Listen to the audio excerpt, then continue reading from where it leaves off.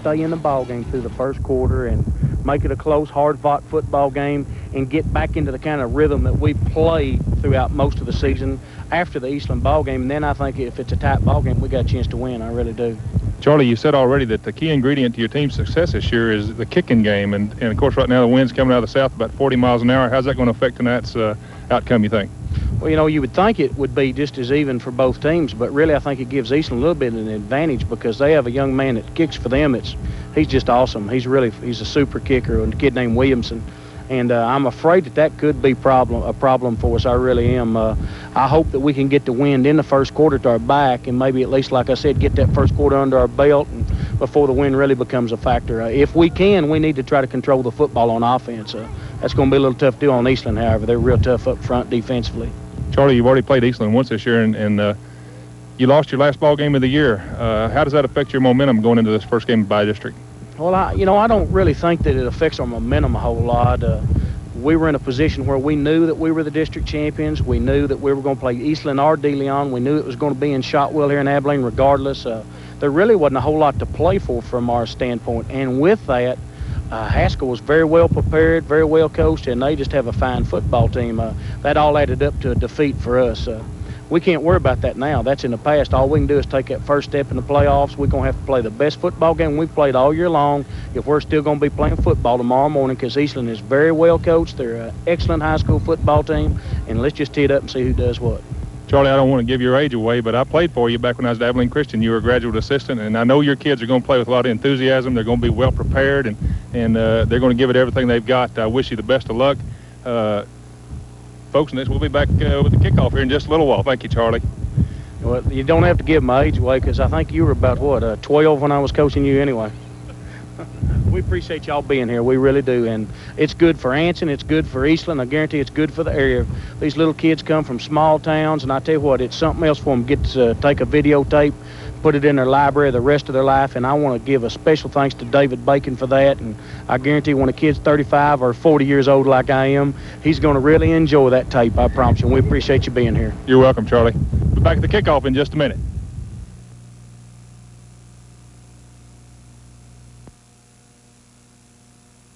Hecton Insurance may be new to Anson, but they're not new to the crop insurance business. Good reason to call Mark Hecton to learn more on crop insurance are their crop guarantee of production, insurance for weather, insect, and disease crop losses, and special coverage for spring crops.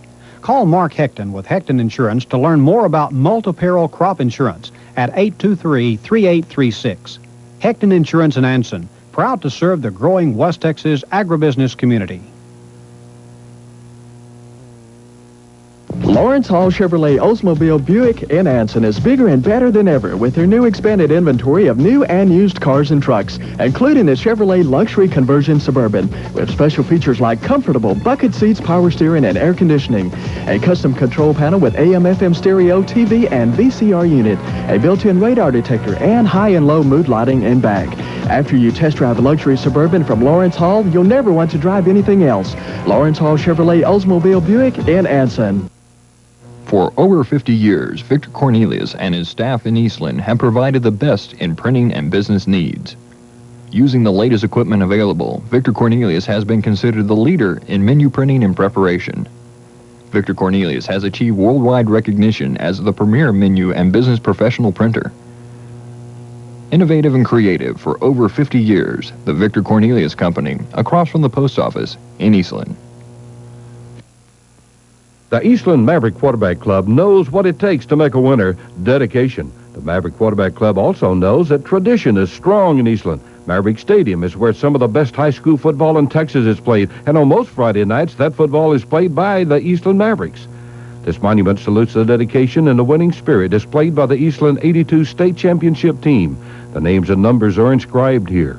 For the dedication that it takes to be a winner, we're proud of you. From the Eastland Maverick Quarterback Club.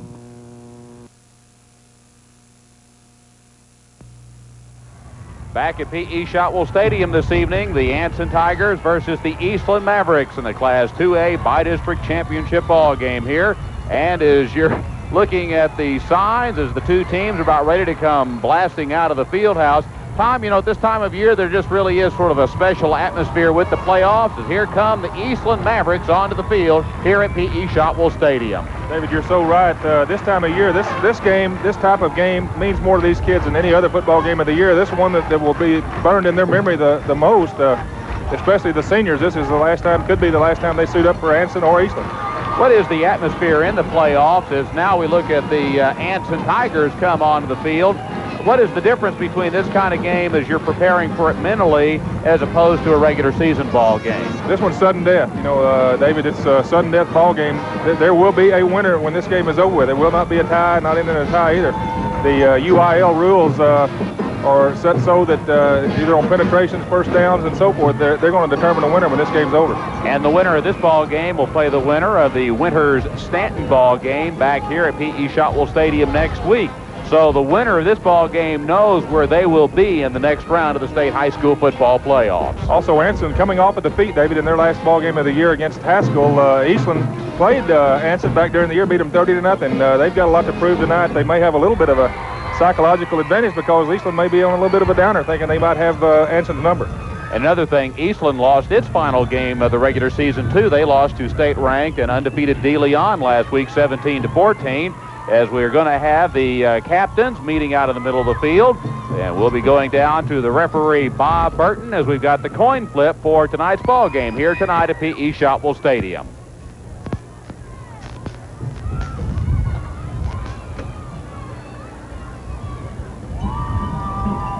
And there you've got the Eastland captains as they're meeting with the Monty Hall for the Anson Tigers in the middle of the field. Okay, guys, I got a silver one side, tails on, flip it in the air. You call it while it's in there, and if I drop it, we'll do it over again, okay?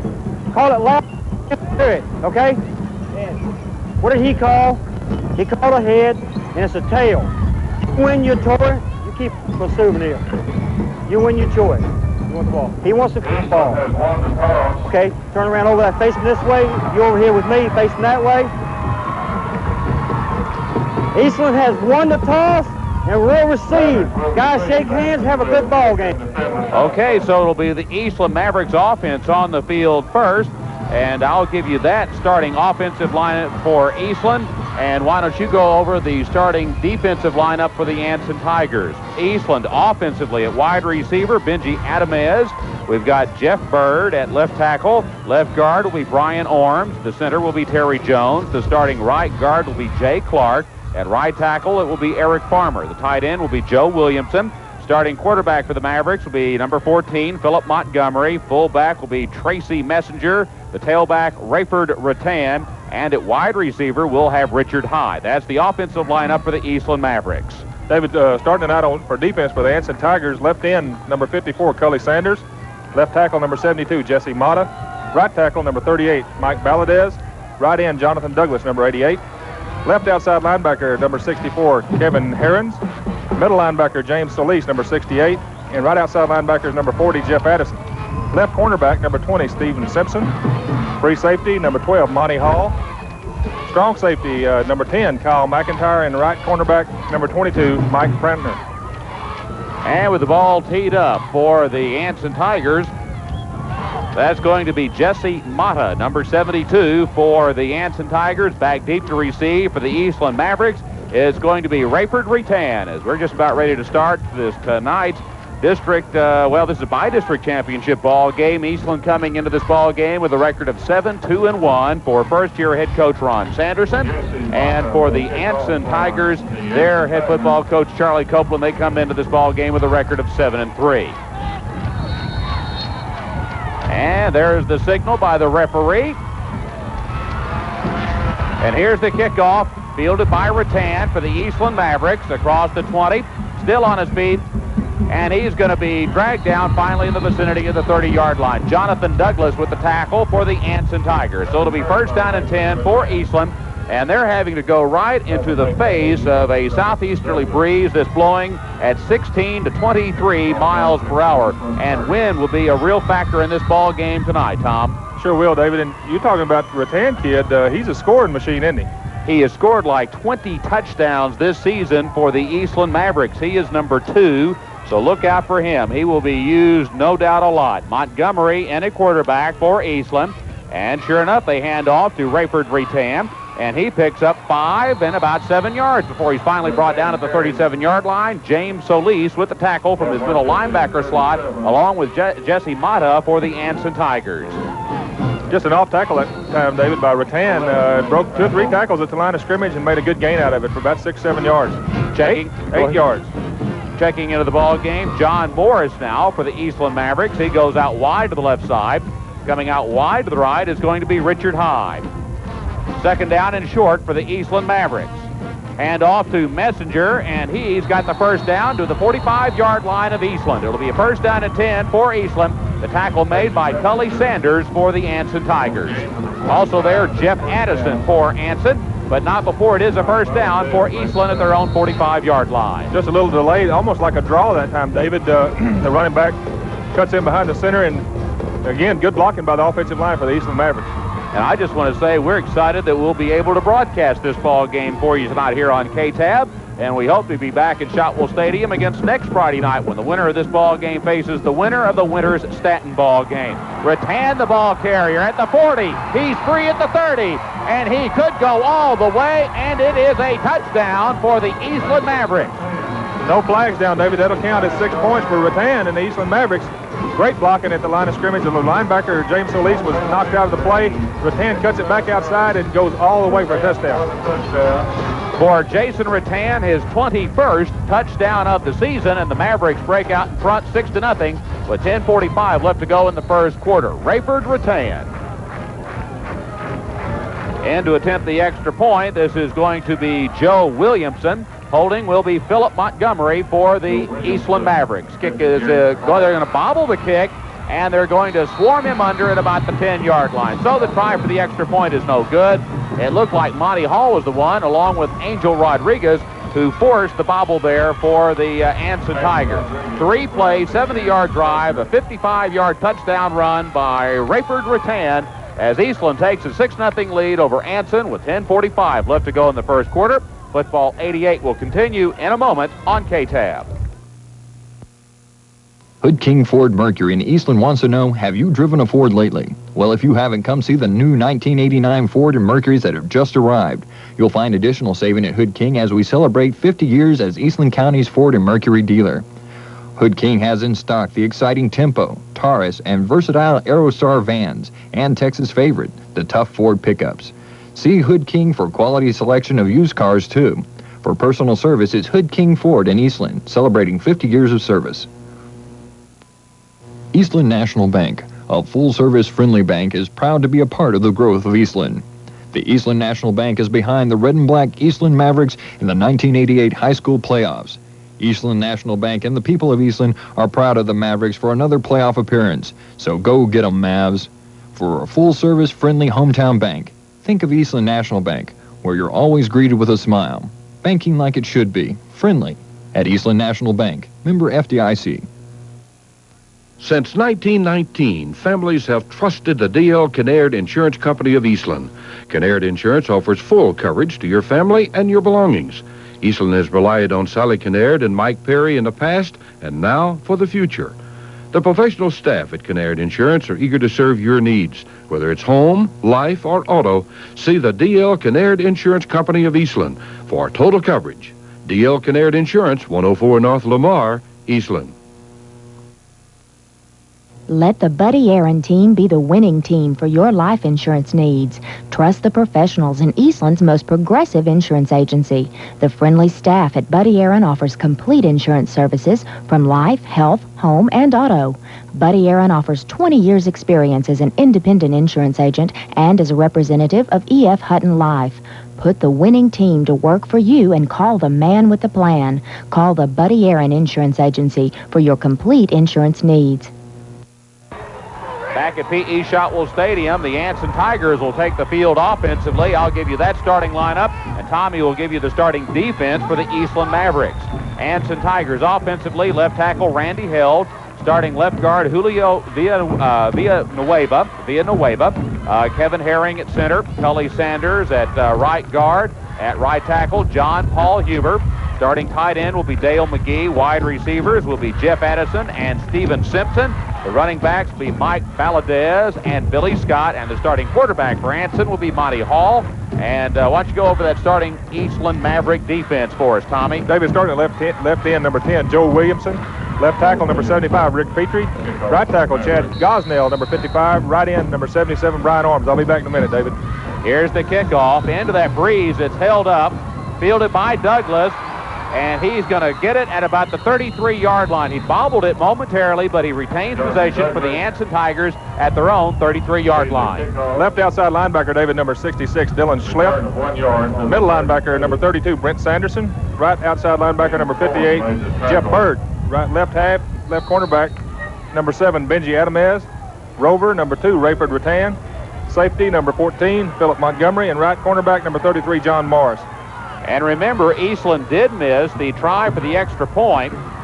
So as a result, their lead is only 6-0. As the handoff goes to Samuels, he's got a hole at the 40, out to about the 45-yard line before he's tripped up by Philip Montgomery. But it will be a first down for the Anson Tigers as Roy Samuels makes his presence known in this ball game with a first down run for the Anson Tigers. Great blocking at the point of attack on that sweep, David. Just a toss play to the left. They take out the cornerback on the force, and he's got a good run up the middle for a first down. You know, in the first time these two teams played earlier this season, on the first play from scrimmage, Eastland hit a 71-yard touchdown pass, and they went on to win that ball game 30-0. Here they open up with a 55-yard touchdown run. Pitchback goes to Billy Scott. He's close to the 50-yard line before he's brought down by the Eastland Mavericks. With the tackle, we've got Jeff Bird. Also there, Brent Sanderson and Jay Clark for the Eastland Mavericks defensively.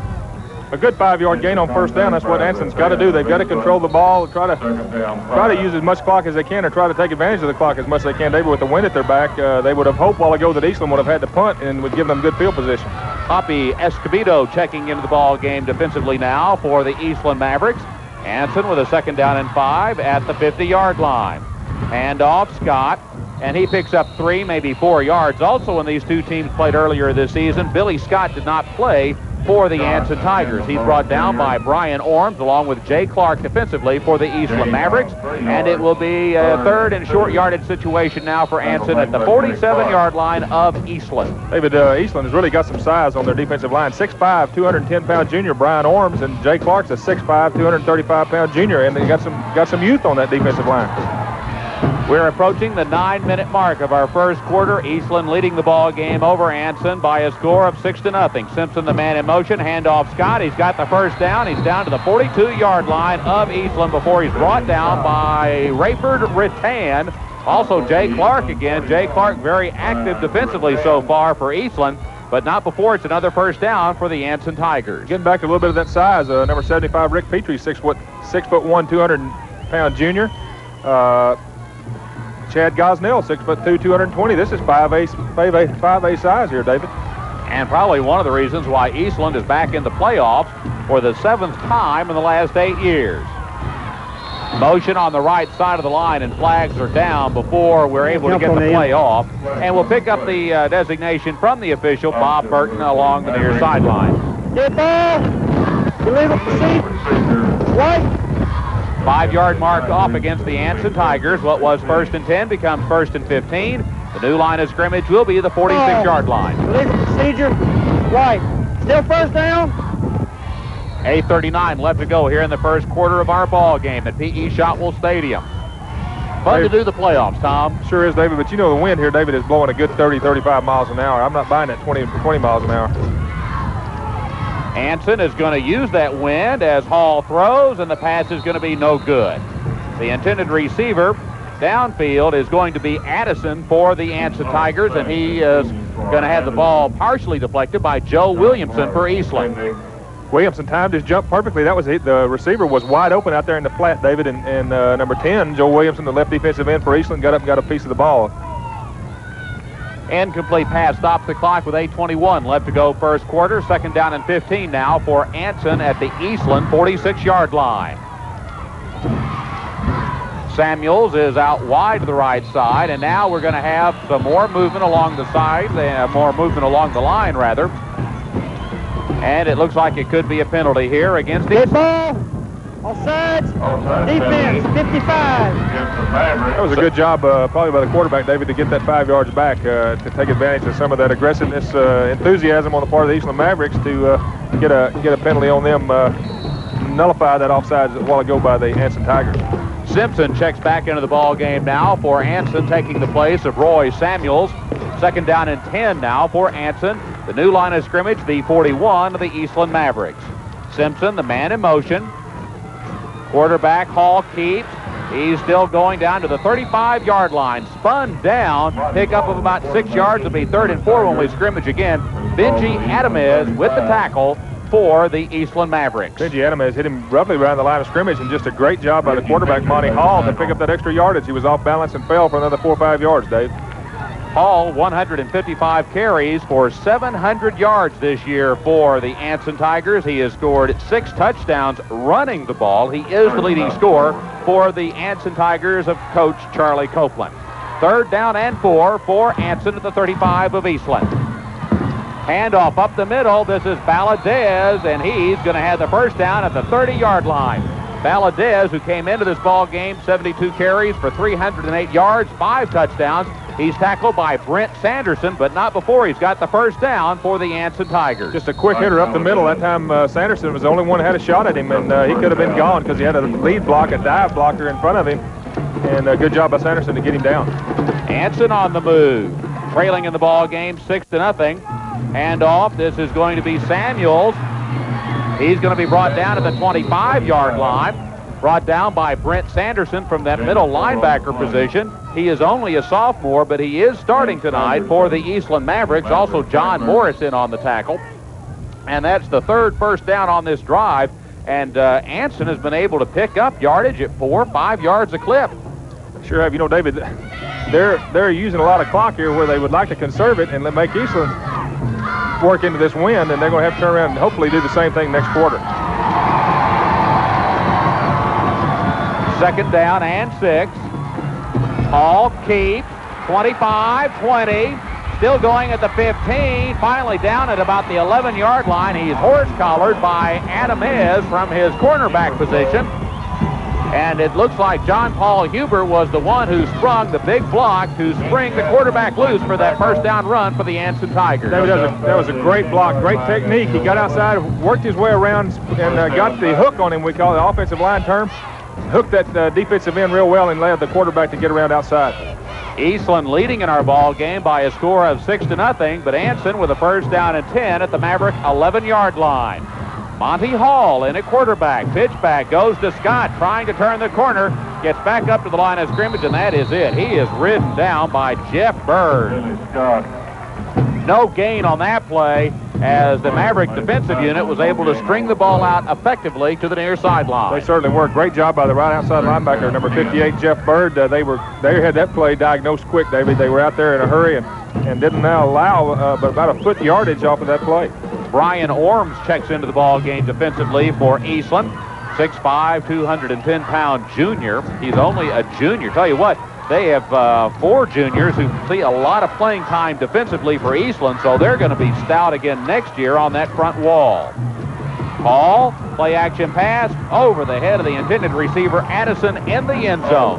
That will make it 3rd down and 10 at the 11-yard line of the Mavericks. Monty Hall just threw the ball a little early that time, David, before he came out of his break, because he had a lot of room to work out there toward the flag. Plenty of time back there to throw the ball. Just a little timing pattern that time. The quarterback's timing was a little bit off.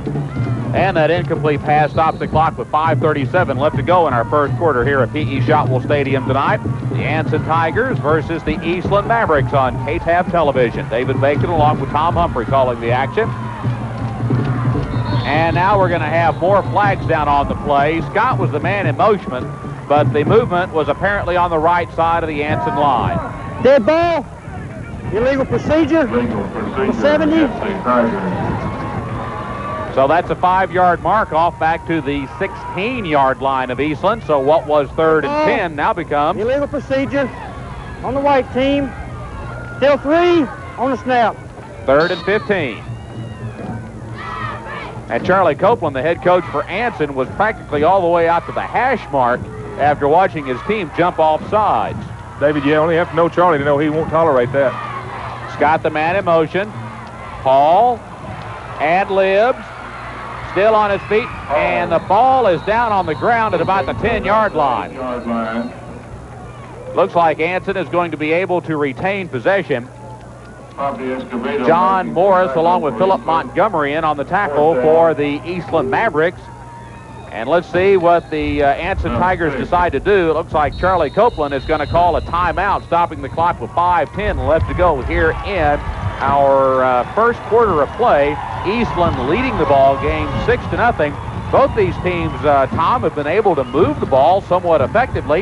Eastland a 3-play, 70-yard drive to get on the scoreboard first, and they're leading 6-0. But Anson now with a 4th down opportunity at the 8-yard line of the Eastland Mavericks. Well, David, you know, you're looking at two good football teams here. These guys wouldn't be here if they hadn't won their respective conferences. They are executing well. Each player knows his assignments. Regardless of the size of the guy he's going against, you get a lot of effort out of these kids tonight. They're giving it everything they have. The state playoff, Class 2A bi-district ball game. Eastland coming into this game with a record of 7-2-1. Their one tie was with the Wiley Bulldogs. Anson 7-3. One of their victories this year was over the Wiley Bulldogs. So Abilene Wiley of Coach Hugh Sandifer, a common opponent for both of these ball clubs in this 1988 regular season. It appears that Jesse Mata is in the ball game, and looks like it will be an apparent field goal effort here for the Anson Tigers. Mata, his field goal earlier this year was the difference in Anson's victory over the Hawley Bearcats. This is going to be a 25-yard effort with the wind at his back, and the kick is going to be no good. Chad Gosnell with the apparent block of the field goal effort by Jesse Mata of the Anson Tigers, and our score remains 6-0. Tom, let's leave it here at the stadium. How important might that be in our ball game as Eastland is able to stunt Anson's first serious scoring threat in this ball game? David, let's get down to the factors involved in that drive being stopped. Was the offsides penalty. Kind of stopped them, broke their momentum. I think they still have confidence because they moved the ball so well on them, David, but it would sure help them if they could have got some points up. Eastland gets the ball back. Montgomery is in at quarterback. Anson used over 5 minutes in this ball game with the wind at their back and don't have any points to show for it. As the ball carrier is Rattan, wrapped up for no gain on the play. Kyle McIntyre coming up from his strong safety position along with Cully Sanders to make the tackle for the Anson Tigers. Now that's what they've got to do on first down. They've got to hold them to about, at least a 2-yard, 3-yard gain, David. That time the defense with Sanders and McIntyre did a good job of getting that tough running back Rattan down. Well, actually, they're going to say a gain of a yard. 2nd down and 9 for Eastland. Handoff. This is Rattan. He powers his way across the 25 to about the 27-yard line before he's brought down by the Tigers. Monty Hall along with James Solis in on the tackle for the Anson Tigers. It will bring up a 3rd and 3 situation now for the Mavericks at their own 27-yard line. David, that time number 88 for Anson. Jonathan Douglas tried an arm tackle on Rattan, and Rattan just spun right out of it. Tough running back, and 6'1", 185-pound Raiford Rattan. Clock is rolling with just over 4 minutes left to go here in our first quarter this evening at P.E. Shotwell Stadium. Eastland leading 6-0. Handoff Rattan. He's going to be close for first down yardage as he powers his way past the 30-yard line. Addison in on the tackle. Also there, we've got Cully Sanders for the Anson Tigers. And it will be a first down for Eastland as they'll have the ball at their own 32-yard line. And that's what Eastland wants to do. They want to run as much clock as they can, get the wind at their back, and then put the show on the road, David. Wind out of the southeast at 16 to 23 miles per hour. Temperature at kickoff, if you can believe this, 70 degrees. And here we are in the middle of November. David, it's gotten progressively warmer all day. I know this morning it was very cool. Rattan gets the pitch back. Flag is down at about the 30-yard line. In on the tackle, we're going to have McIntyre for the Anson Tigers. Also, Jonathan Douglas. Let's see what the penalty might be. Holding on the offense, number 77. Number 77, David, the offensive tackle out there, left guard Brian Orms was holding Jonathan Douglas on that play, and the referee saw Holding. it. There is Offense, Coach. number 77. You were getting a good look there of Ron Sanderson, the first-year coach of the Eastland Mavericks. Rattan so far in our ball game, he has carried the ball 6 times for 73 yards. Of course, 55 yards of that was on that touchdown run that has given Eastland its current 6-0 lead in this ball game. And the penalty makes it a 1st and 20 situation for the Mavericks. They've got the ball back at their own 22-yard line. Handoff, Rattan, he goes nowhere. He was met solidly at the line of scrimmage by Cully Sanders. Jesse Mata also there. They wrap up Rattan for maybe a yard gain on the play. It'll be 2nd down and about 19 yards for the 1st down now needed for the Eastland Mavericks. David, that time a good individual matchup. Brian Orms against Jesse Mata, 210-pound junior against a 230-pound sophomore for Anson. And he turned that Rattan right into Cully Sanders.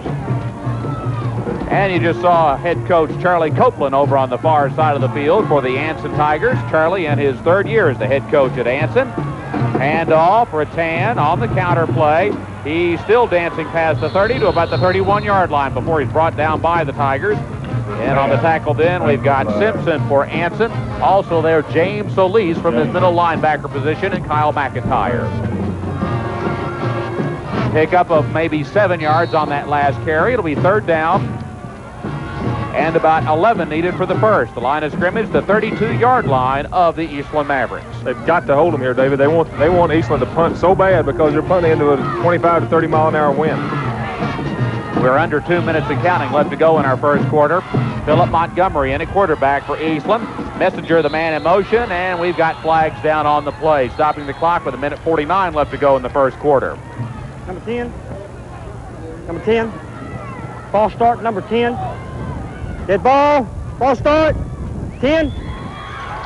So that makes it 3rd and 16, and penalties hurt the Eastland Mavericks. They're saying Joe Williamson, number 10, the tight end for Eastland, was offside. Against the Mavericks. Checking into the ball game now for Eastland, we've got John Morris. He'll be in at wide receiver, and he'll come out wide to the right side.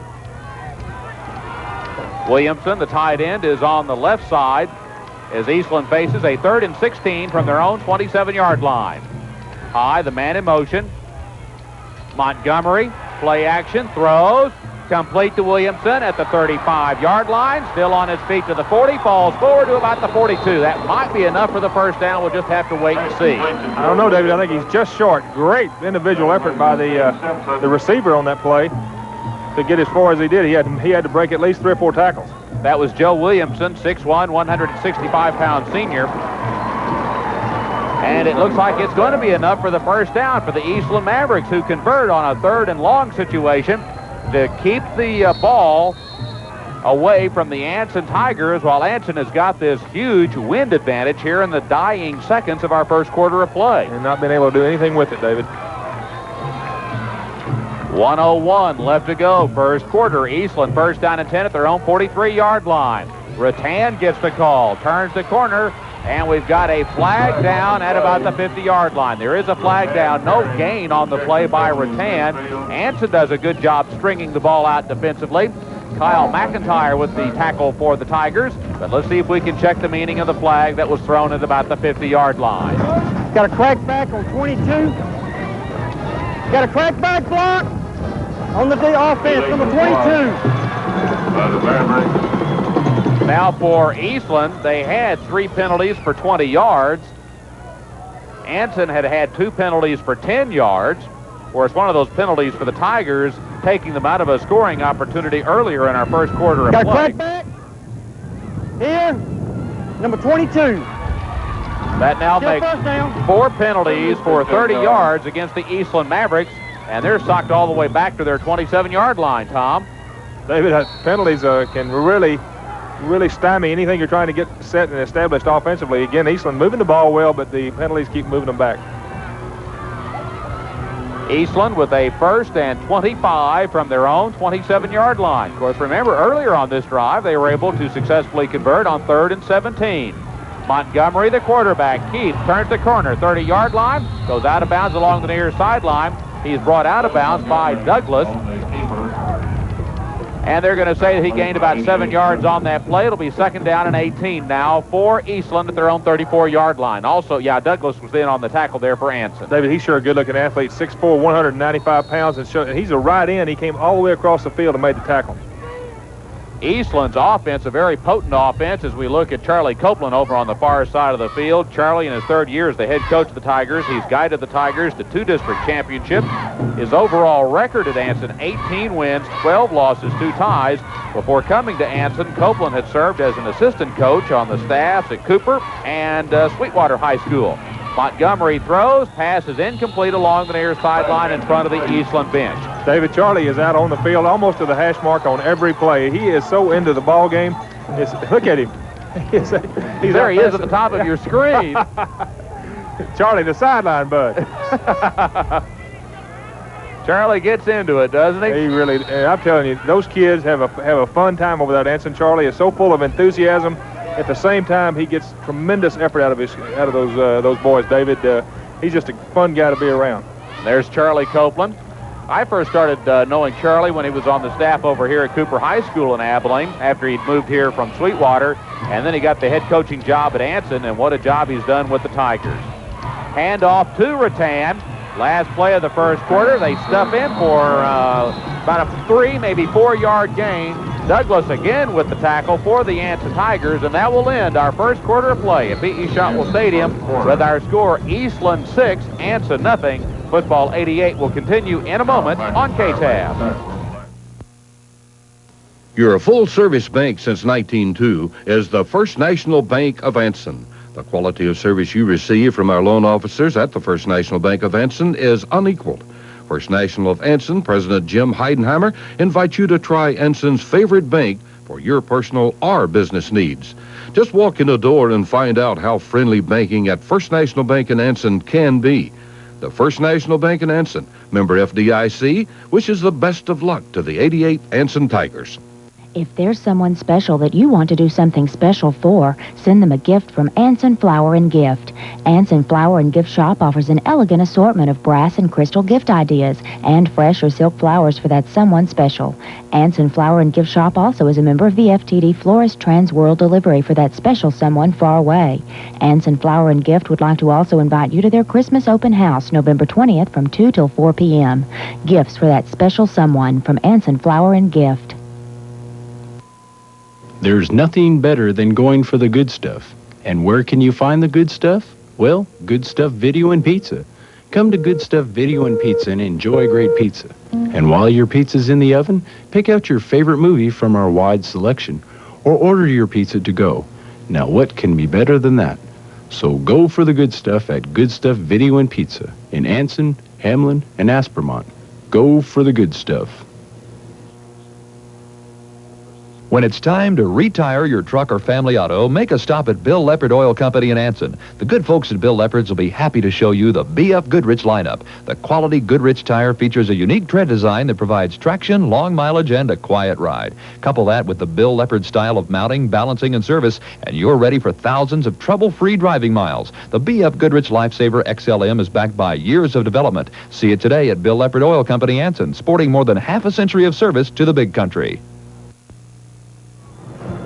And there are the Eastland Maverick cheerleaders. And boy, they've had a lot of cheer about this year as their ball club has gone 7-2-1. And the Mavericks have got a high-powered offense. They scored 45 points in their district opener against Dublin, 57 points the next week against Ranger, 47 points versus Cisco, and 58 points against Jim Ned.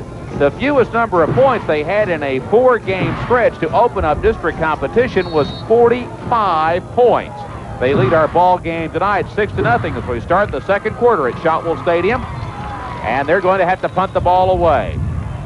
Williamson with the wind at his back, fielded at the 22-yard line by Anson. This is Simpson with the return, and he'll fall down at about the 30-yard line of the Tigers. The Tigers will get the ball going into the breeze, tackled by Jeff Bird.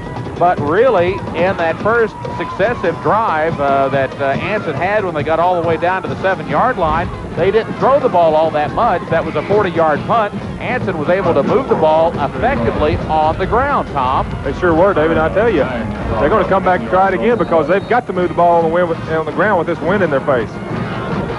Total yards so far, Eastland High School 99 yards. 70 of that came on their touchdown drive. Anson 64 yards of total offense so far in our ball game. Simpson, the man in motion for Anson, as the pitch back goes to Billy Scott. Almost tackled behind the line of scrimmage, and he does a good job to pick up a couple of yards on a play that they could have lost 2 yards on. Jay Clark with the tackle. Also there, Brian Orms for the Eastland Mavericks. Hey, we're saying Jay Clark a lot tonight. This kid is doing a good job getting up down the line of scrimmage. Scott, the ball carrier, coming into this ball game, leading rusher on the season for the Anson Tigers with 830 yards of gains on 135 carries and 4 touchdowns, and he didn't play 3.5 ball games because of injuries. Healthy again tonight. He gets the call again. He bangs his way out to about the 35-yard line. Gain of 3 on that last carry. It'll bring up a 3rd and 6 situation. Brent Sanderson along with John Morris in on the tackle for the Eastland Mavericks of Coach Ron Sanderson. Well, Brent Sanderson did a good job of really getting good technique and good position on that running back and put him down. We're under 11 minutes and counting left to go in our first half of play. 6-0 in favor of the Eastland Mavericks over the Anson Tigers, but the Tigers have got the ball, and they've got a 3rd and 6 at their own 35-yard line. Look out for the reverse. This is going to be Samuels trying to turn the corner, and he's going to be tacked at about the 35-yard line. Adamez with a fine open field tackle for the Eastland Mavericks to chop down Samuels for a little of any gain on the play. David, again, is a good job by Brian Arms to string that play out to allow Adamez to get up there and make the tackle. Brian Arms, the number 77, the right defensive end, playing left defensive end right now, but he strung it out. He had to go all the way around him, and that allowed Adamez to come up and make the stop. Well, that's one thing Anson feels that it has to do against this larger Eastland ball club is some misdirection, some counter plays to try to keep the Eastland defense off balance. And here's the punt, line drive. And it's going to roll inside about the 45 to about the 43-yard line. Really kicking into the breeze. That was about all he really could do. That was a 27-yard punt, and the breeze is out of the southeast. We're saying upwards of 25 miles per hour. David, if you get that ball up in the air with the wind, the way it's blowing, I mean, with the power that it's got right now, it's going to come back and land behind you. So Eastland leading in our ball game 6-0. They get the ball at their own 43-yard line. A 27-yard punt just in. Not really a thing of beauty, but it was 27 yards into the breeze. Handoff Messenger, and he is stuffed for very little gain, if any, on that last carry for the Eastland Mavericks. Jesse Mata along with Cully Sanders in on the tackle for the Anson Tigers. 9.5 minutes left to go here in our second quarter. Solis also in the vicinity for the Tigers. Solis, a good active middle linebacker. I've watched him, David. He fills the holes extremely well. Of course, when you got big Jesse Mata and Mike Belladez and Jonathan Douglas up there in front of you, it allows you to come in there and fill those gaps. They're going to say a gain of not quite 2 yards, so it's 2nd down and more than 8 needed for the first down. Montgomery in at quarterback for the Mavericks. He's going to throw with the wind at his back. Pass is complete to Morris. He's tackled at the 45-yard line, and now we've got a flag down on the play. Angel Rodriguez along with Kyle McIntyre in on the tackle, but remember, we do have a flag down on the play. Face mask, I think, Dave. So we'll tack it on. And we'll pick up the preliminary indication from Bob Burton of Abilene, who's officiating tonight's ball game. 5 yards. Here, we tacked on the end. So that makes the new line of scrimmage the 40-yard line of the Anson Tigers.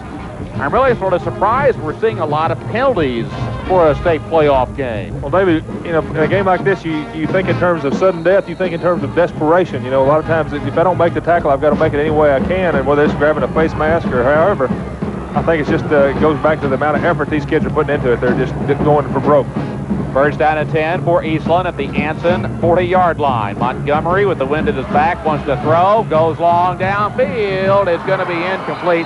Rattan stepped out of bounds on the way downfield anyway. Monty Hall with the coverage downfield for the Anson Tigers. That ball really sailed, didn't it, David? And we've also got a flag down on the play. Looks like holding could be called against the Eastland Mavericks, and that would put the ball back in the vicinity of the 50-yard line. Clock is stopped with 8:40 left to go here in our second quarter, and we'll pick up the indication from the official of what the penalty is. It's a major 10-yard penalty against the Eastland Mavericks. Holding. Offense, 79. Is that incomplete, Eddie? Well, his whistle works. Montgomery in the passing department, 2 of 3 for 26 yards. Morris checks in with the play from Coach Ron Sanderson along the near sideline. With the 10-yard penalty, it's now 1st and 20 for Eastland at the 50-yard line with 8:40 left to go here in the first half. Mavericks protecting a 6-0 lead. Handoff for Rattan up the middle. And he carries Anson Tigers with him down to about the 42-yard line. Gain of 8. Jonathan Douglas along with Angel Rodriguez. Rodriguez playing in this ball game despite suffering a painful hip pointer last week in the loss to Haskell. And Solis is playing in the middle of that linebacker slot for the Anson Tigers, despite the fact he re-injured his ankle last week versus Haskell. David, I know a lot of times people might ask, or we use the term hip pointer. What is that? That's when you get hit on the point of the hip and it literally cuts the skin on the inside out.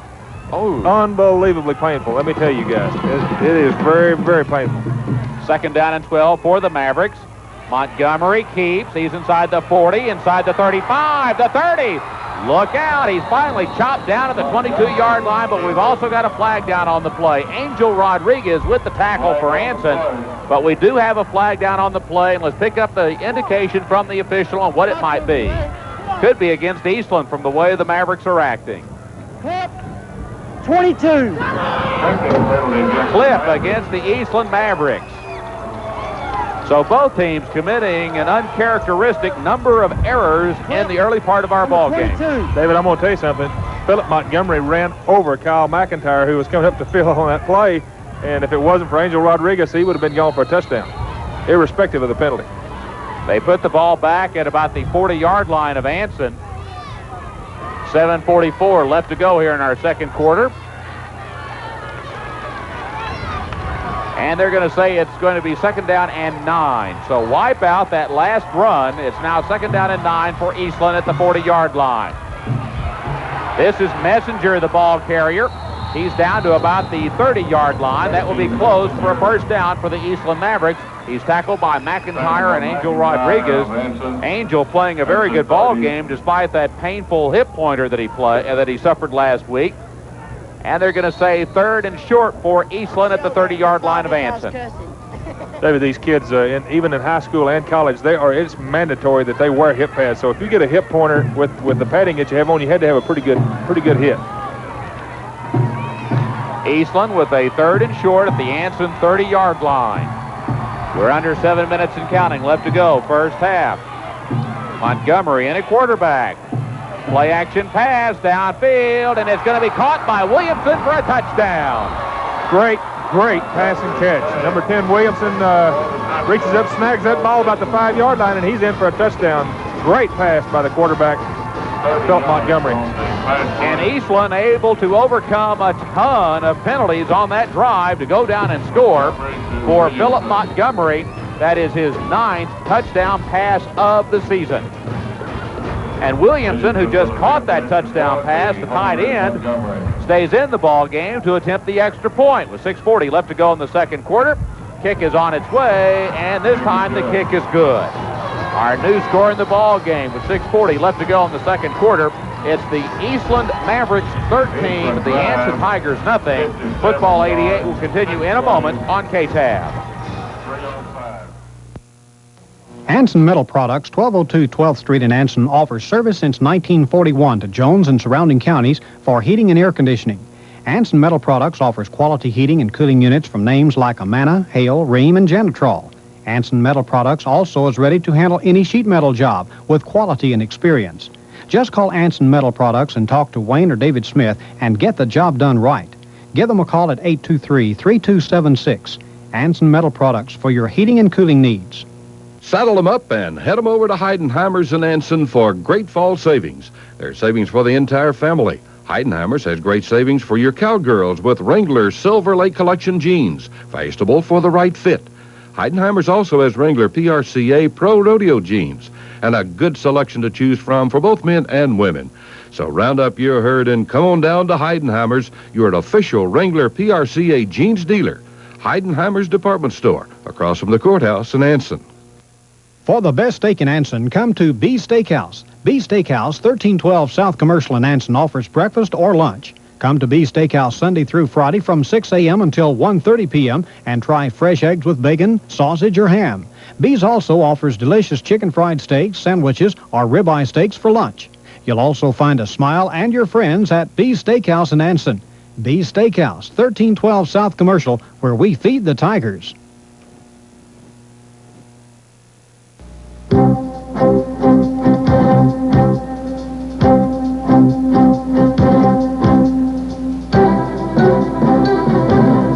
EBA Iron is an innovative manufacturer of joint restraint systems for the water and wastewater industry.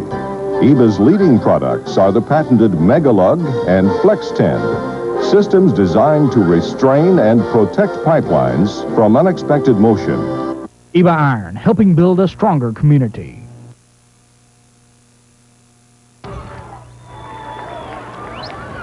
And the Eastland Mavericks are able to score a 5-play, 57-yard drive. They overcame penalties of 10 yards and 15 yards to keep the drive alive, and they increased their lead to 13-0 over the Anson Tigers, Tommy. Like I said, David, if Anson could have scored that touchdown early in the first quarter on that first drive they had, they ran the ball so well, got down there in penalties, kept them from going in for the score. I think they would have scored.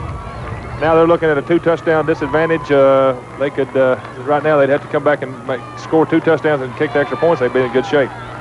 Touchdown pass to Joe Williamson from the quarterback Philip Montgomery to cap off that drive, which was set up in part by the fact that Eastland was able to convert after a short 27-yard punt by Anson into the breeze.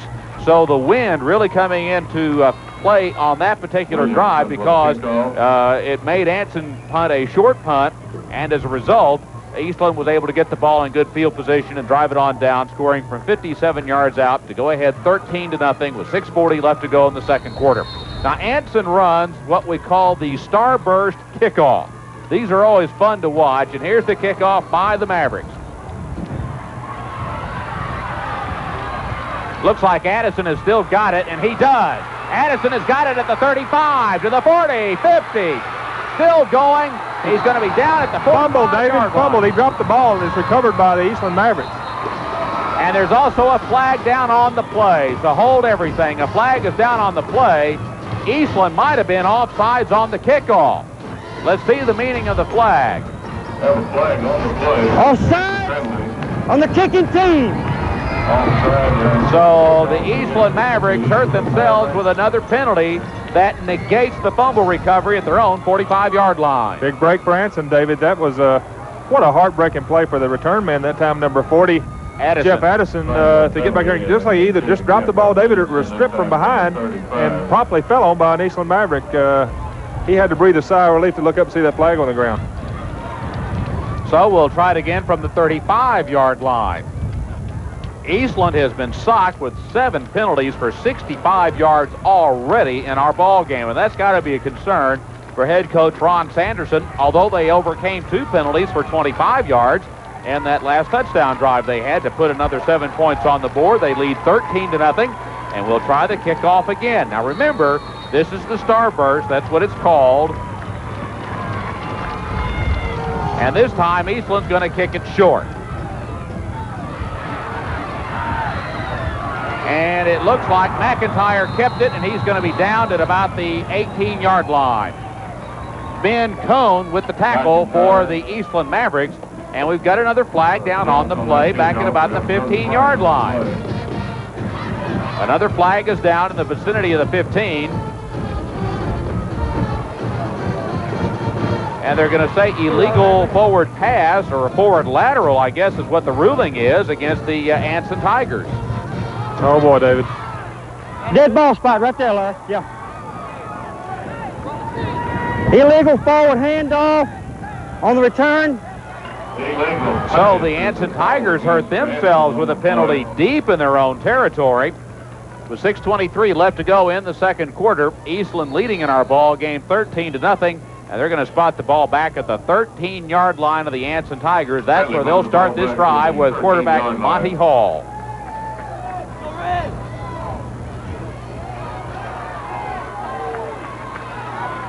He's got Valadez and Scott in the backfield behind him. Addison, the tight end, on the left side. Simpson, the man in motion. Pitch back goes. This is Scott, and he is met by Raiford Rattan at the 18-yard line. And the two-star running backs for both clubs just stood each other up at the 18-yard line. The irresistible force met an immovable object, David. Good job by Rattan that time to put the stop on the running back. 6-minute mark of our second quarter. And they're going to say, though, Scott was able to pick up about 4.5 yards on that carry, so it's second down and just over 5 needed for the first. The line of scrimmage, the Anson 18-yard line. Pratner, the man in motion. Handoff Scott. He's ridden down after about a 2-yard gain. Jay Clark in on the tackle. Clark, a 6'5", 235-pound junior. He is a big one for those Eastland Mavericks. He certainly is, and he's played an excellent game tonight defensively, David. He's not even showed on their depth chart as the starting defensive tackle. Well, he'll get a lot of playing time, and also as a junior, we've got Ricky Petrie. Chad Cosnell is the nose guard. He's a junior. Brian Orms is a junior. So 4 interior defensive linemen for Eastland, as Anson is going to run the counter play out past the 20 to about the 22-yard line. They will come up far short of what they needed for the first down. It appears the ball carrier was Steven Simpson, a 5'8", 150-pound senior for Anson. He's brought down by Brent Sanderson and Jeff Bird. Just a super hit that time, David, by Jeff Bird. Really unloaded on him, and Sanderson kind of set him up, and they just sandwiched him over there. Again, a fourth down punting situation. Let's see. And Charlie said this is probably the most improved part of his football game, David, is a kicking game. And, boy, this is really putting it to the test, punting into this stout south wind. Well, the punter is Hall. He came into this ball game averaging just over 30 yards a kick. He had a 27-yard punt into the breeze. He sort of punches this one. And Anson's going to let it roll to their own 42-yard line. But the wind is blowing as such. If he were to try to get that ball up in the air, you're right, it could come back right down in front of him. That's a 20-yard punt, or we should say about a 20-yard punch. Oh, no kidding. With 4:21 left to go. That's the best he can do. He can't afford to get the ball up because it's just going to float and come back at him. So far in this ball game, the Maverick defensive unit has held Billy Scott to only 25 yards on 8 carries. And, of course, he came into this ball game the leading rusher for the Anson Tigers. So here comes the Eastland Mavericks offense back onto the field, leading in our ball game 13-0. They've scored on a 55-yard run by Raiford Rattan and a touchdown pass from Montgomery to his tight end, Joe Williamson. Handoff Rattan. He almost wrapped up behind the line of scrimmage, and now he finally is.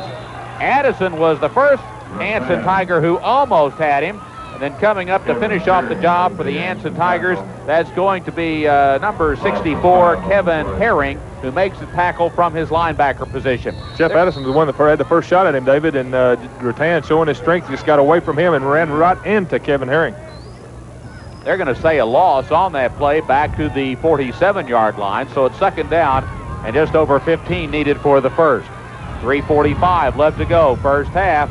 Eastland leading the ball game 13-0. Rattan picks up the ball on the bounce, now trying to turn the corner, and he'll be tackled at the 44-yard line. McIntyre in on the tackle for the Anson Tigers. Also there, Angel Rodriguez and James Solis for the Tigers of Coach Charlie Copeland. He'll pick up back to the 43-yard line, so it'll bring up a 3rd and 11. Also, Kevin Herring was there to help string it out. No, Herring is hurt. Herring is hurt at the 40-yard line. So we've got an injury timeout along the near sideline. There is Kevin Herring, 5'11", 170-pound senior. He's being attended to with 3:19 left to go here in the second quarter. And while they're looking him over and attending to that injury, let's take a timeout with our score 13-0 in favor of the Eastland Mavericks over the Anson Tigers. Football 88 will continue in a moment on KTAB. You know the Metroplex, but for quality at affordable prices, shop the Microplex, Eastland County. If you're tired of overpriced cars and want a fair deal, come to Caldwell Motor Company in Eastland. Caldwell Motor Company can sell you a truck or car for less, simply because their overhead is lower, and the selection is great. They're the authorized dealer for Oldsmobile, Pontiac, Buick, GMC, and Cadillac. Shop and save at Caldwell Motor Company. Shop the Microplex, Eastland County. You know the Metroplex, but for quality at affordable prices, shop the Microplex, Eastland County. Get the car you want at Fullen Motor Company, your Chevrolet dealership in Eastland. Fullen Motors is the heartbeat of Eastland County, with a full line of the 1989 Chevrolet models arriving daily. So stop in and make your choice today at Fullen Motor Company, a member of the Big Country Chevy Dealers Association and the heartbeat of Eastland County. Shop the Microplex, Eastland County. Eastland Drug can meet your prescription needs, and they offer you 24-hour delivery service. Stop in and enjoy a cool drink at their old-fashioned soda fountain, and while you're there, browse through their selection of cards, cosmetics, and fragrances. And don't forget the Gold Lantern with bridal registry and an excellent gift selection for birthdays and anniversaries or just because. The Gold Lantern carries dinnerware, stainless and silver plate flatware, and lead crystal gift items. Eastland Drug and the Gold Lantern, a must for shopping in Eastland. For over 50 years, Victor Cornelius and his staff in Eastland have provided the best in printing and business needs. Using the latest equipment available, Victor Cornelius has been considered the leader in menu printing and preparation. Victor Cornelius has achieved worldwide recognition as the premier menu and business professional printer. Innovative and creative for over 50 years, the Victor Cornelius Company, across from the post office in Eastland. And there's Kevin Herring. He's being helped off the field.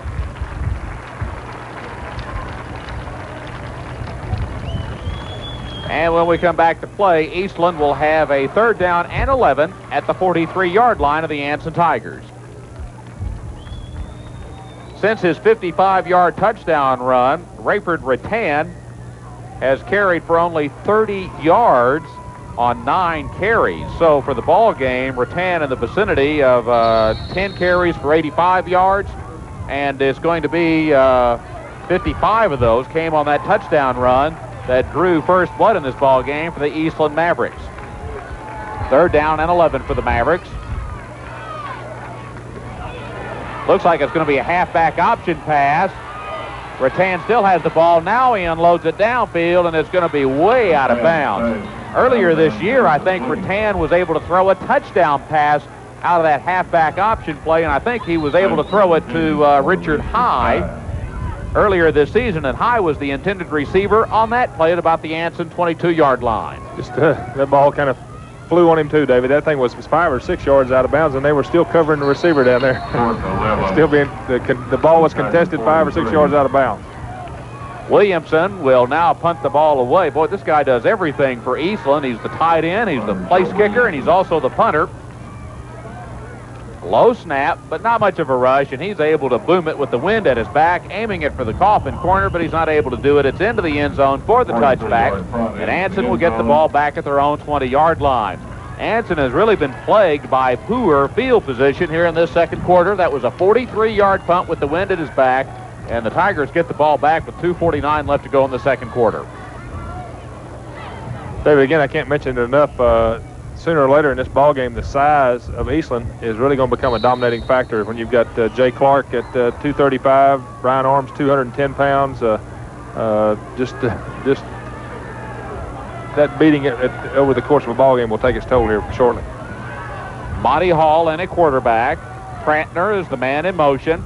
And they ride the quarterback down before he has a chance to even get the play off back at the 15-yard line. Monty Hall was buried with the tackle. We've got Terry Vaughn Terry Vaughn plays for Anson. That's going to be Chad Cosnell, the nose guard for the Eastland Mavericks. So Cosnell with the tackle. He sacked the quarterback for a 5-yard loss back at the 15 of Anson. Sorry, David, you have to get rid of that spotter and get you a new one. And we got a new quarterback in the ball game. This is McIntyre, who's taking over for Monty Hall, who went out after being sacked. Prantner, the man in motion. Pitch back goes to Billy Scott, trying to turn the corner, and he's unable to do so. He's ridden out of bounds at the 14-yard line by Jeff Bird, and we've got a flag down on the play as well. Jeff Bird, the Maverick tackler. And let's see if we can pick up the signal from the referee. Holding. Offense. Against the Tigers on that play. Decline it. There was okay. a loss. So you see Jeff Bird automatically decline that. They will go ahead, the Mavericks will, and accept the play, which was a loss of 1 yard on the run. Brings up a 3rd and 16 now for the Anson Tigers at their own 14-yard line.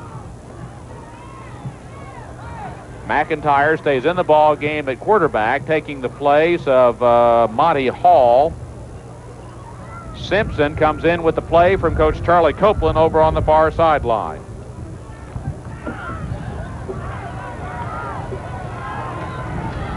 Third and 16 now for Anson at their own 14-yard line. And now delay of game will be called against the Anson Tigers.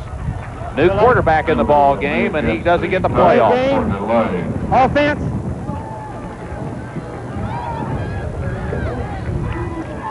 David, this type of situation is just showing a little bit of frustration on the part of Anson here with the quarterback change, and the continuity has kind of fallen apart for him. That time the 5-yard penalty for letting the clock run out.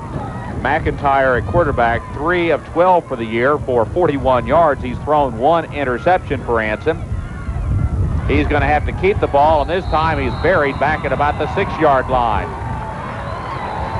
Jay Clark, also there, Brian Orms defensively for the Eastland Mavericks. As you see Jay right there calling a timeout, stopping the clock with 1:48 left to go here in the second quarter. Eastland stopping the clock to force Anson to punt one more time into the wind here at Shotwell Stadium. David, at this point, if they punt 20 yards again, they're going to be around the 25-yard line. Eastland will be on this possession. So wind really a huge factor in our second quarter of play. Anson not able to battle the breeze effectively, and Eastland has been able to take advantage of it, as you see the Mavericks as they gather around their head coach Ron Sanderson. Eastland has 1 timeout left, and there are the Tigers as they gather around their coach Charlie Copeland. Copeland's assistants this year: No Franco, Galen Harrison, Todd Williams, Doug Johnson, Johnny Garcia, and Nemo Westmoreland.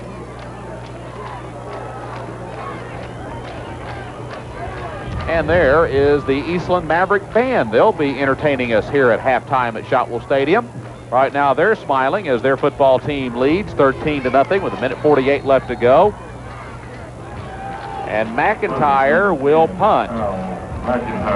McIntyre standing about 5 yards deep in his end zone. Line drive into the breeze. Taken by the Mavericks at the 30. This is Montgomery with the 5-yard return to the 25-yard line. 23-yard punt. That's about a 23-yard punt. Monty Hall with the tackle along with Jonathan Douglas. But I tell you what, the Eastland Mavericks get the ball back in excellent field position with 1:39 left to go here in the second quarter, and a chance to get some more points on the scoreboard, already ahead 13-0. David, they got the ball on the 25-yard line. Just what I can't believe I came so close to calling it. Well, that's why we pay you the big bucks to be our color commentator. Montgomery hands off on the counter play. Rattan slices right up the middle of the Anson defense down to about the 15-yard line. Finally bumped down by Valadez in on the tackle for the Anson Tigers.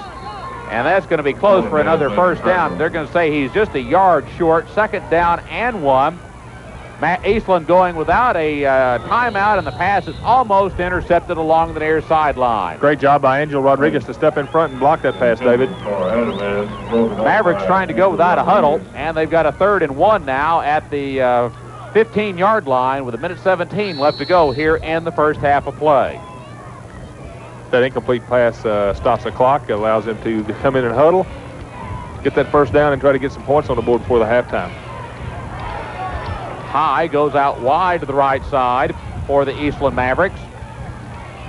Handoff, first down, Rattan down to about the 12-yard line. Now remember, the Mavericks have got 1 timeout left. They pick up the first down. They'll go without a huddle. Once the downs markers are in place, Kevin Herring with the tackle, back in our ball game now after going out for a few plays with an ankle injury. Montgomery to throw into the end zone, caught by Raiford Rattan. David absolutely split the 2 defensive backs that time for Anson. Number 42 back there, Dale McGee, and number 10 looked like Kyle McIntyre, might not have been, but just a great pass, great catch by Rattan. With the wind at their back here in the second quarter, the Eastland Mavericks have scored on 2 touchdown passes by Philip Montgomery. The first one to Joe Williamson. That one from 12 yards out goes to Raiford Rattan. Williamson in to attempt the extra point with 1:05 left to go here in the first half. Kick is going to be good. Our new score in the ball game, 20-0 in favor of the Eastland Mavericks. We'll just keep it right here at the stadium as the Eastland Mavericks have been able to take advantage of the breeze here in the second quarter to build up a 20-0 lead over the Anson Tigers in our ball game. That was a 4-play, 25-yard drive as Eastland is able to take advantage of good field position after a short punt by Anson as they've tried to go into the wind with their kicks.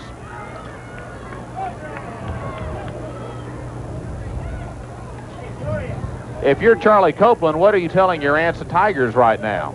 Get their heads up. I mean, there's still a half of this ball game to go. All the breaks cannot continue to go against them, David. The mistakes early in the ball game were what hurt them the most because it knocked the wind out of their sails, so to speak. And Eastland, I'm telling you, they've got the size of along their lines of any 5A club we've covered all year, David, and they can sure make a miserable night for you if you're not paying attention.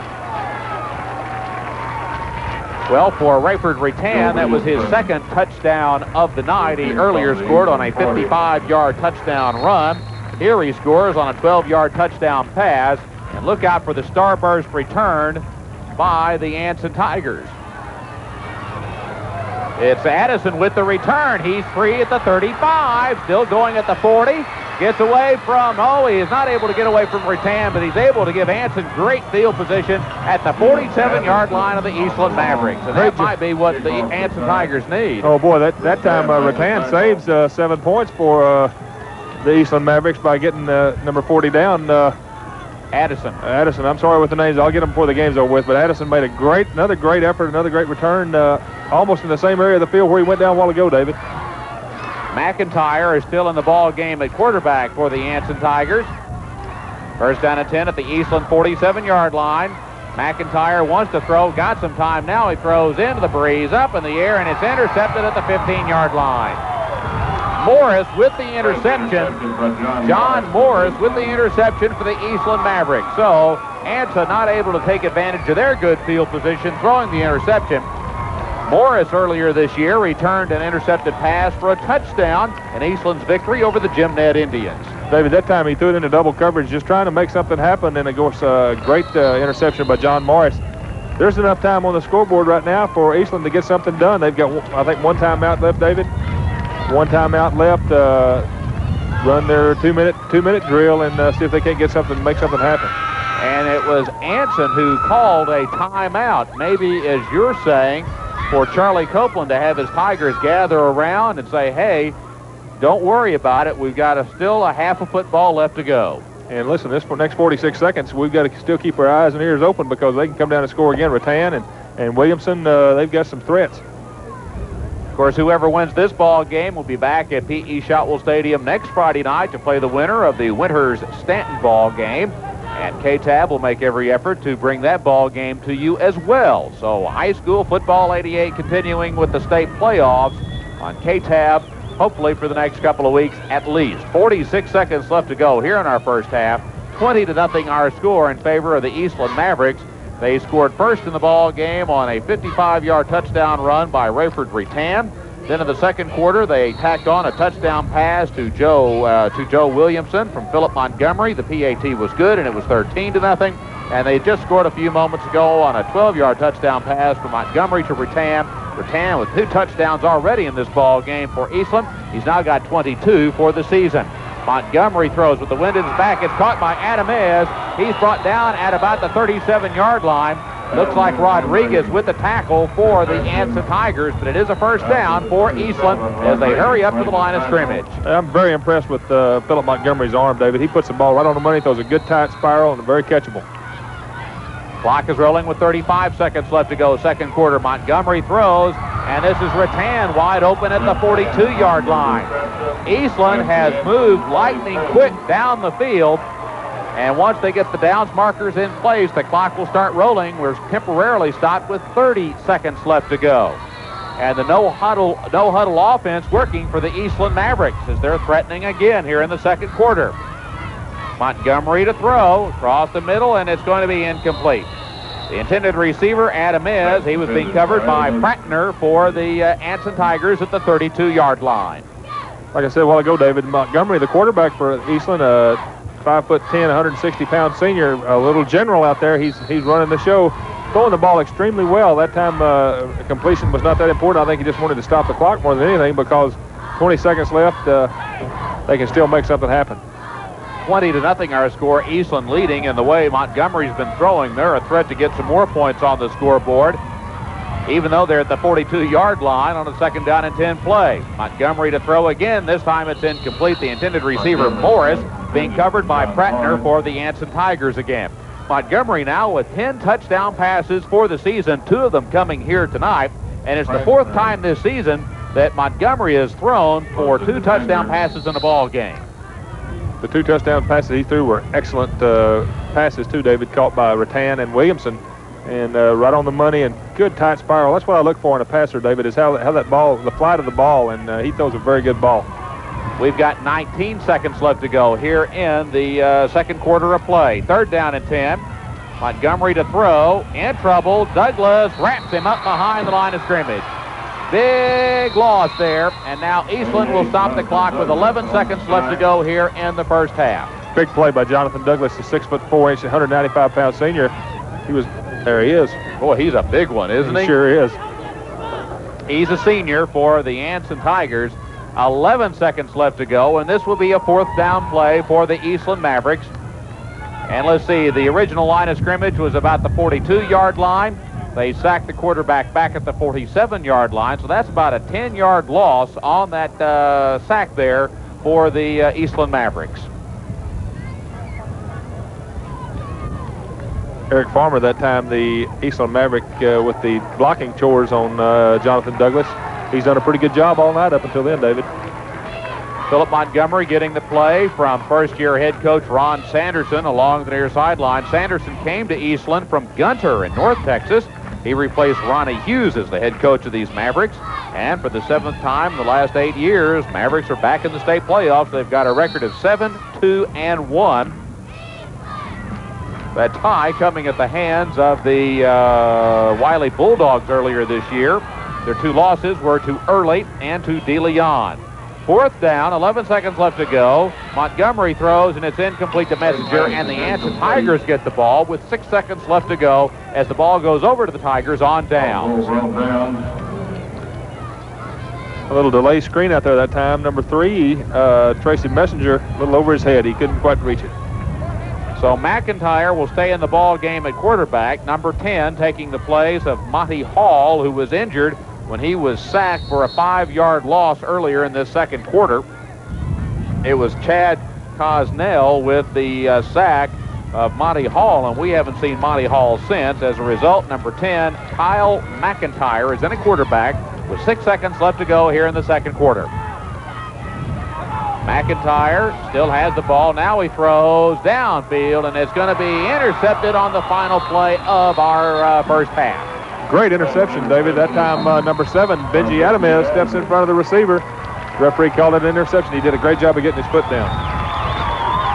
And for Kyle McIntyre, that's his 2nd interception of our ball game, his 3rd that he's thrown this season for the Anson Tigers, as our score at the end of the first half of play at P.E. Shotwell Stadium is the Eastland Mavericks 20, the Anson Tigers nothing. Football 88 will continue in a moment on KTAB.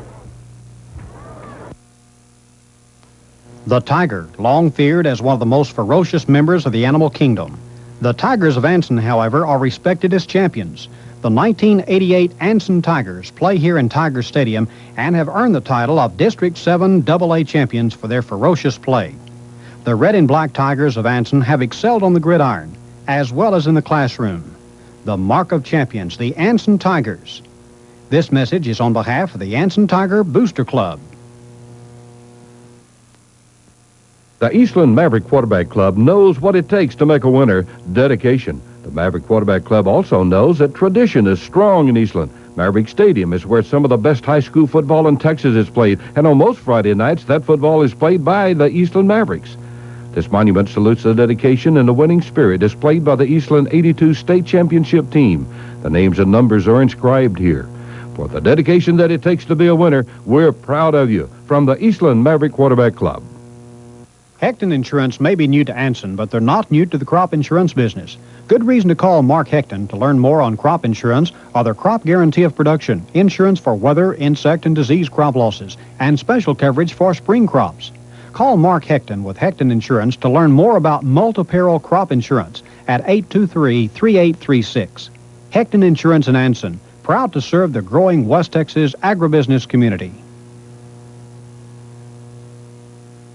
Lawrence Hall Chevrolet Oldsmobile Buick in Anson is bigger and better than ever with their new expanded inventory of new and used cars and trucks, including the Chevrolet Luxury Conversion Suburban, with special features like comfortable bucket seats, power steering, and air conditioning, a custom control panel with AM/FM stereo, TV, and VCR unit, a built-in radar detector, and high and low mood lighting in back.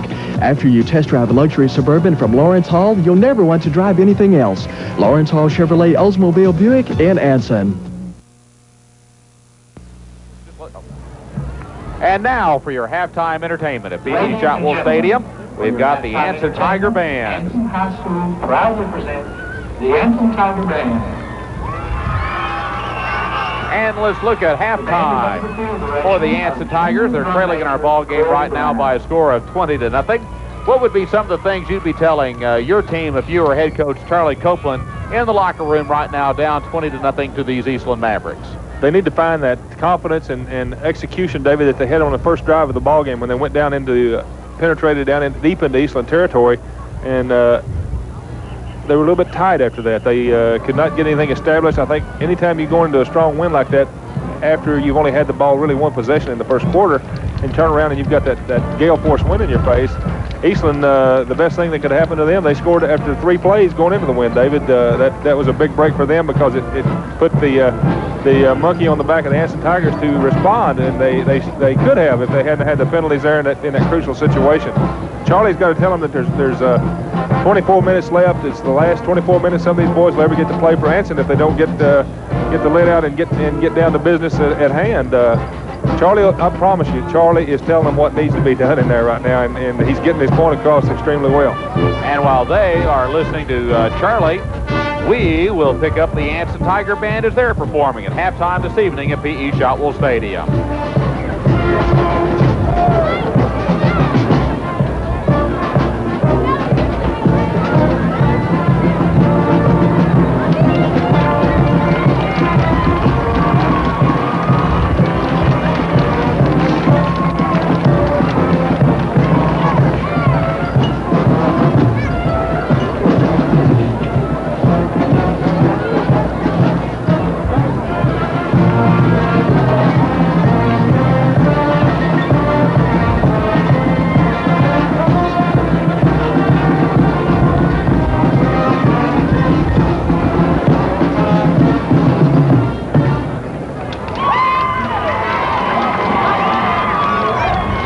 I'd like to introduce our flags and twirlers. Flag Captain, Donna Whitehorn. Randy Mantooth, Crystal Garrett, and Lacey Jones. Our twirlers are head twirler Kara Jones, Melanie Knudsen, and Carla Miles. We'd like to feature these 2 groups on Basin Street Blues.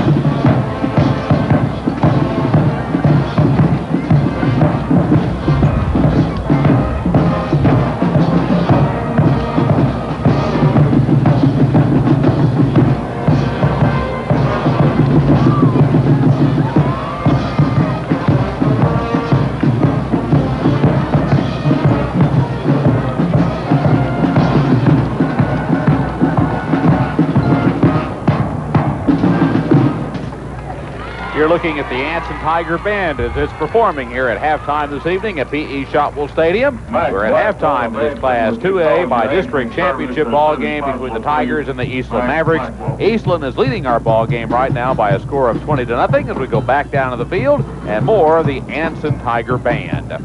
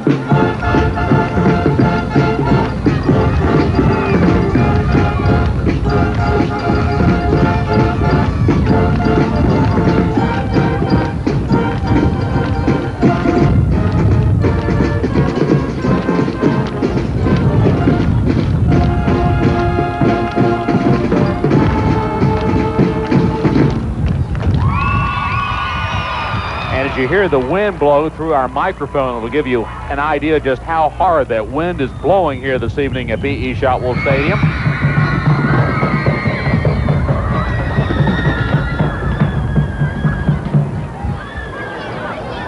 And they form AHS out on the field, of course, for Anson High School.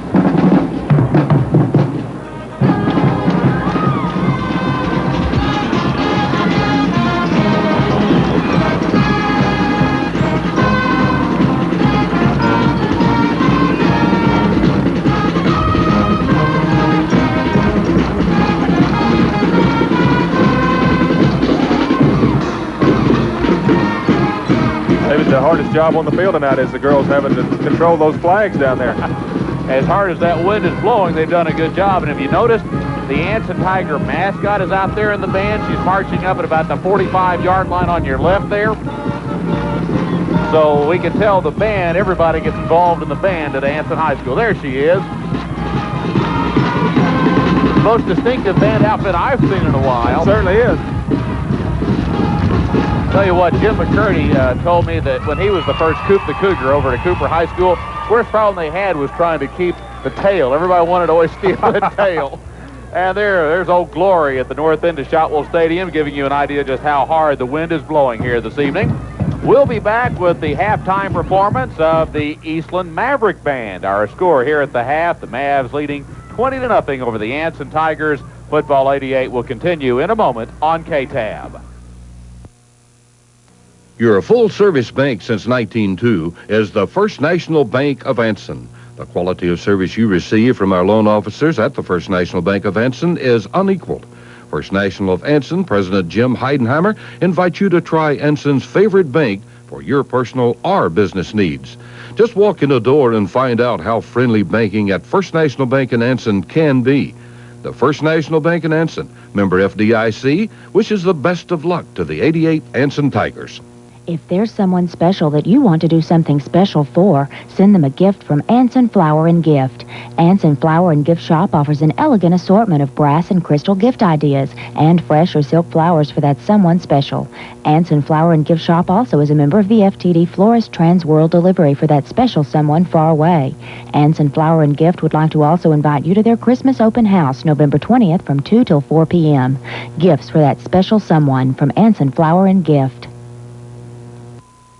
There's nothing better than going for the good stuff. And where can you find the good stuff? Well, Good Stuff Video and Pizza. Come to Good Stuff Video and Pizza and enjoy great pizza. And while your pizza's in the oven, pick out your favorite movie from our wide selection, or order your pizza to go. Now, what can be better than that? So go for the good stuff at Good Stuff Video and Pizza in Anson, Hamlin, and Aspermont. Go for the good stuff. Hood King Ford Mercury in Eastland wants to know, have you driven a Ford lately? Well, if you haven't, come see the new 1989 Ford and Mercuries that have just arrived.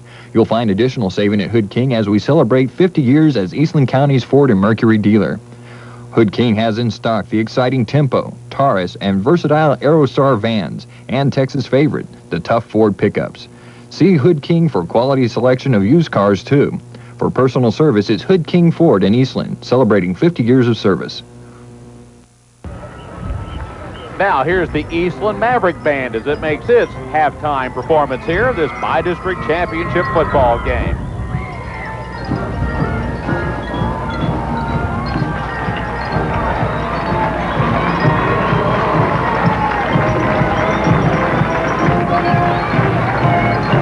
The feature twirler is Jennifer Maynard. The Maverick flags are Melissa McCoy, Kathy Muirhead, Sherry Noska, and flag captain Pam Key.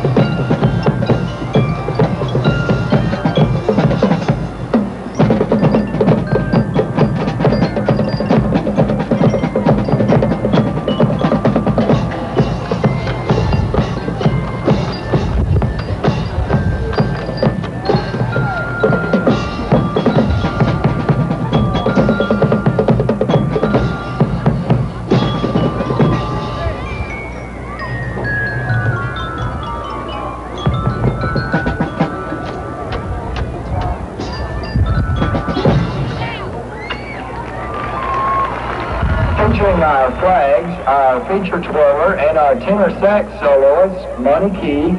Let's listen to the big band sound, Mass Brass.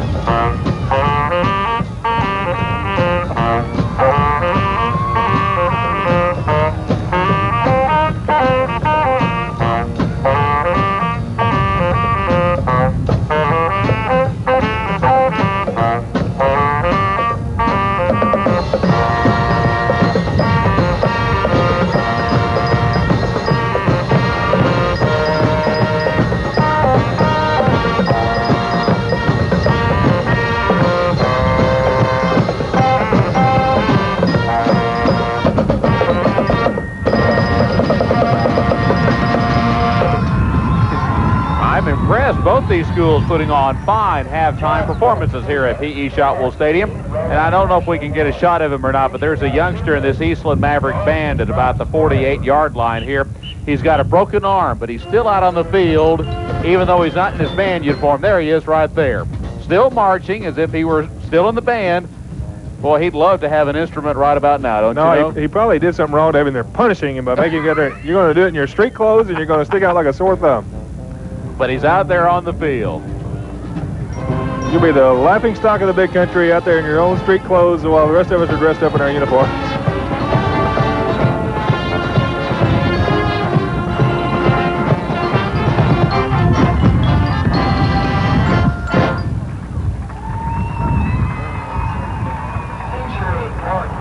trumpet, John Mark Vermillion on trombone, and Monty Key on tenor sax. Let's get Georgia on our mind. I think you're right, Tom. The young ladies are having to do the flag corps duty here tonight. They got to have great strength in those arms to hang on to those flags with this breeze at 25 miles per hour. They could get hurt, David, really bad with those flags. They could put an eye out with those flags.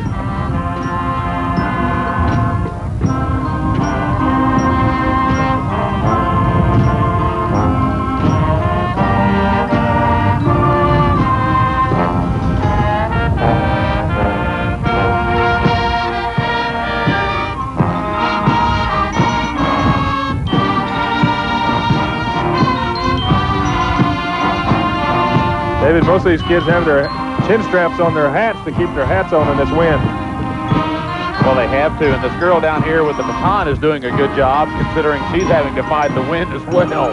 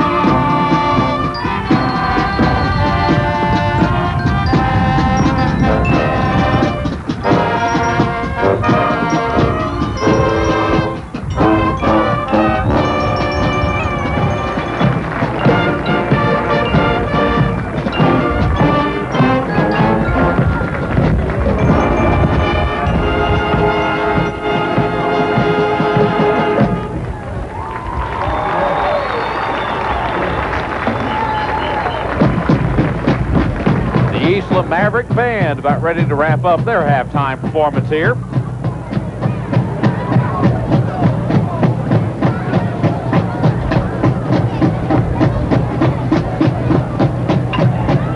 Our finale, the Eastland band monogram and the EHS pin.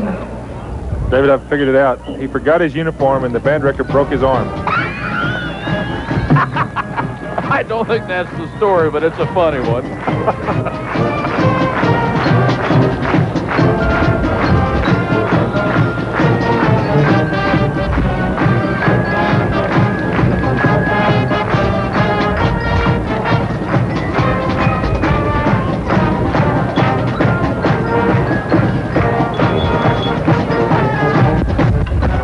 Ladies and gentlemen, the Eastland High School Maverick marching band.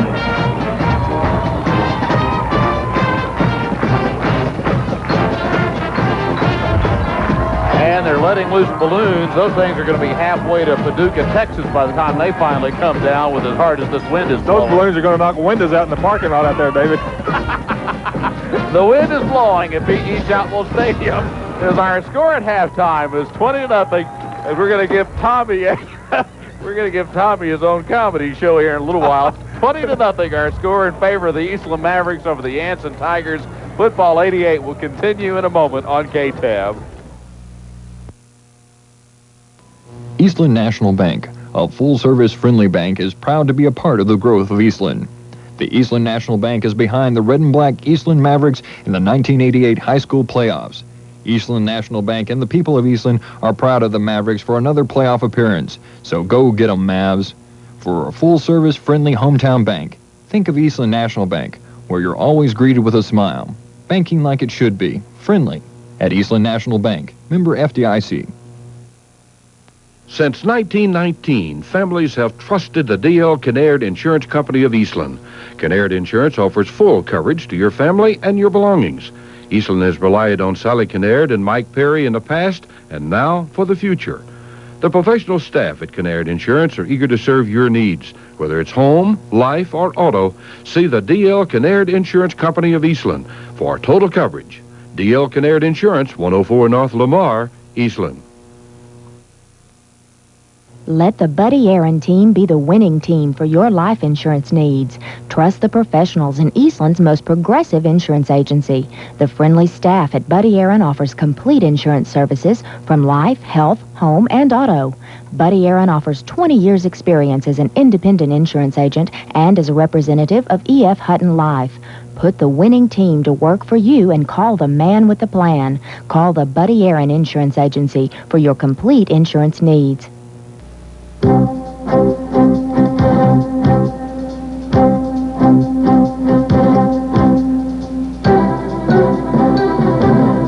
EBA Iron is an innovative manufacturer of joint restraint systems for the water and wastewater industry.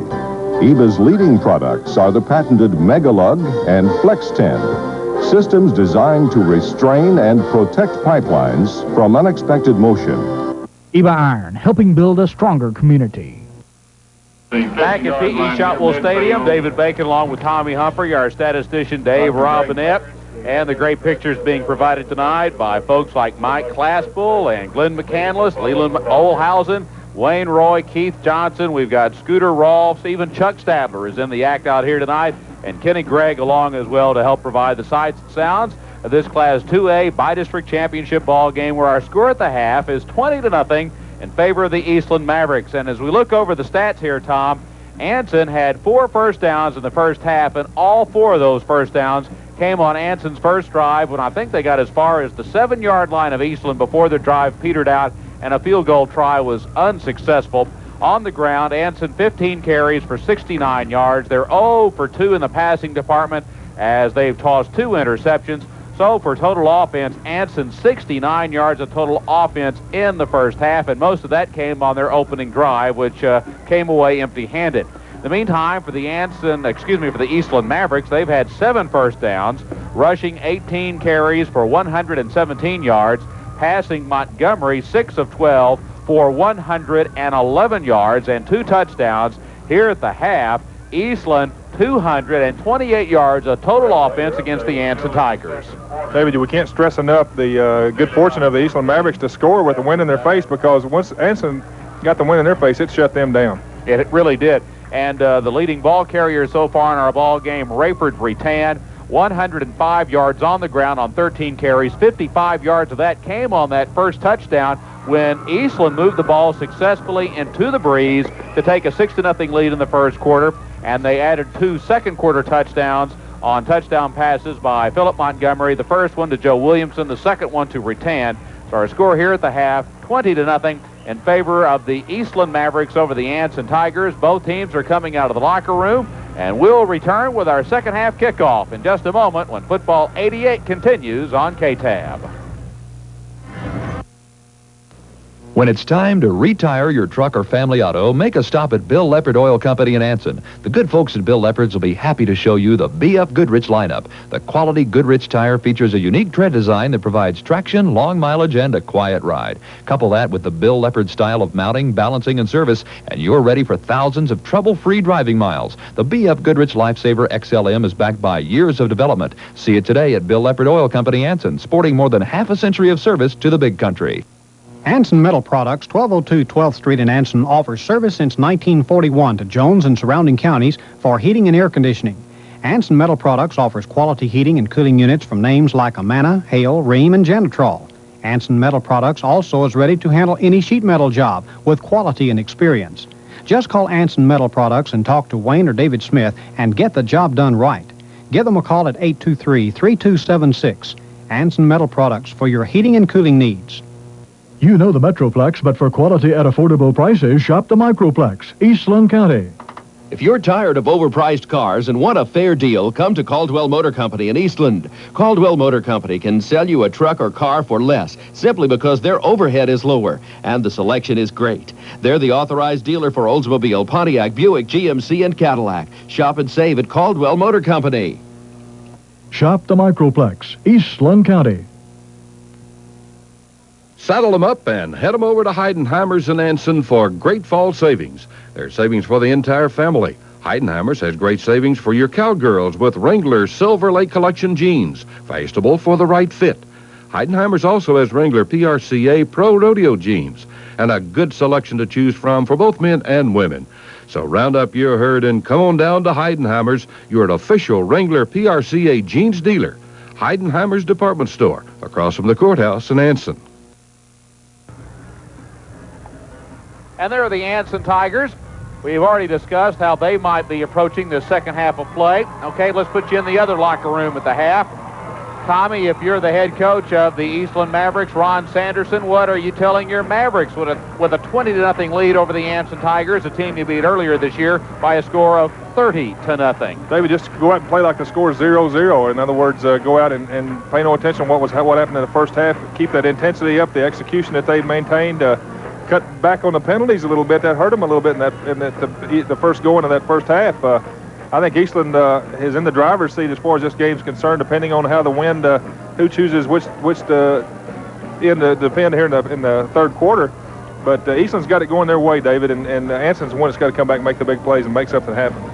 One factor that we've talked so much about, Rattan and all the offensive weapons that these Eastland Mavericks have. One thing we failed to mention, the Eastland defense, which this year had 2 shutouts, and in 3 other ball games, they allowed only 1 touchdown. So you're talking 5 ball games in which they gave up 20 points during the course of their season as they come into this ball game with a record of 7-2-1. That's right, David. The last ball game they lost was against some very, very good competition, De Leon Bearcats. De Leon, a perennial powerhouse, much like Eastland is, and Stanford is behind De Leon right now, 14-9 in their ball game. David Robinette just informed me. We got the captains coming out in the middle of the field, David. I'll let you pick it up. That's Monty Hall, number 12 for Anson, number 14, Philip Montgomery. Y'all doing a good ball game now. Just tell your teammates, just keep it clean the second half. We'll have a Super Bowl. You got your option for the second half. He wants the football for the second half start. Okay, would you get over that side and you stand beside me? Well, once again, Anson's going to have that problem of trying to move into the breeze, but we did see Monty Hall out there. Let's hope that Monty is okay. He did not play the last part of the second quarter after being sacked by Chad Cosnell of the Eastland Mavericks, and Hall is an integral part of that Tiger offense. I was talking to another coach from District 7-2A. He was telling me that a lot of Anson's offense revolves around Hall's ability to ad-lib. Many times you might have him sacked or cornered, and he's able to reverse his field, go counter, and pick up some big gains. So if Hall gets back in this ball game for Anson, that will no doubt help spark their offense. I'd bet money that Monty Hall was injured, David, because you don't want to take out the backbone of your offense unless something is definitely wrong with it. Coming into this game, Hall had 4 touchdown runs for the Tigers and victories over Stanford and Hamlin. For the year, Hall at quarterback, 21 completions and 86 attempts for 252 yards and 2 touchdowns. He is as much a threat in throwing that ball as he is running the ball. Actually, he's probably a little bit better running as you look at his statistics. And going into the wind here in the third quarter of play, Anson will hopefully have him in there if they're to mount a comeback. They're trailing 20-0. And once again, Eastland kicking off. And let's see, it's going to be that starburst return again for the Anson Tigers.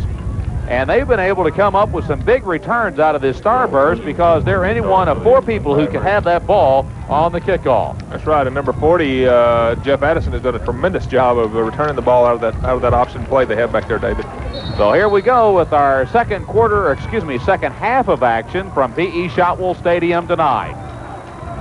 Deep kick taken by Simpson.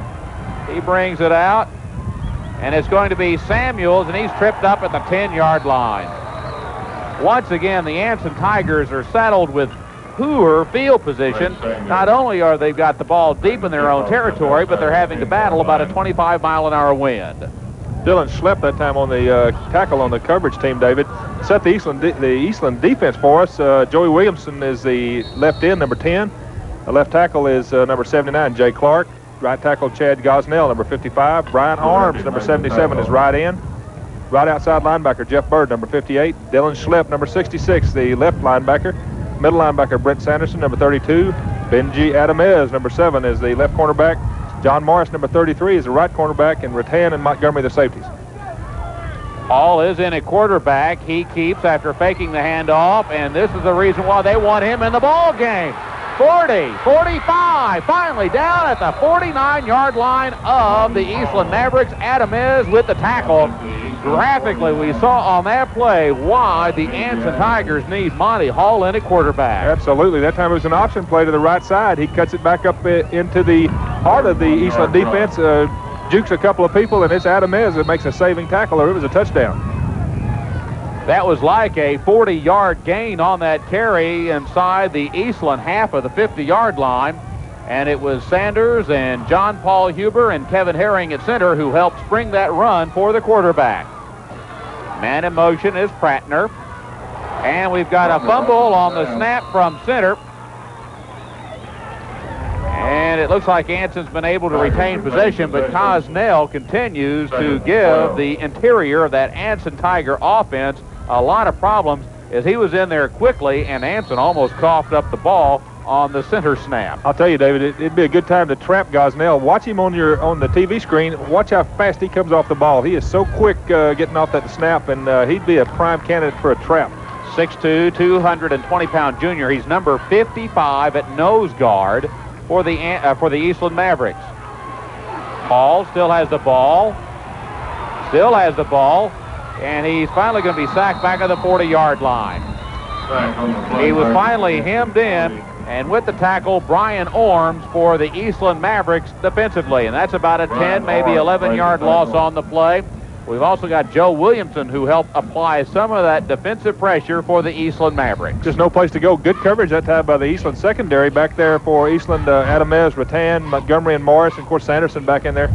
But the defensive line did not quit. They kept maintaining the pressure. And finally, Williamson and Orms put him down. Well, he kept wanting to throw that ball, and the good defensive coverage downfield for Eastland kept the Anson receivers covered. Third down, and they need 19 for the first.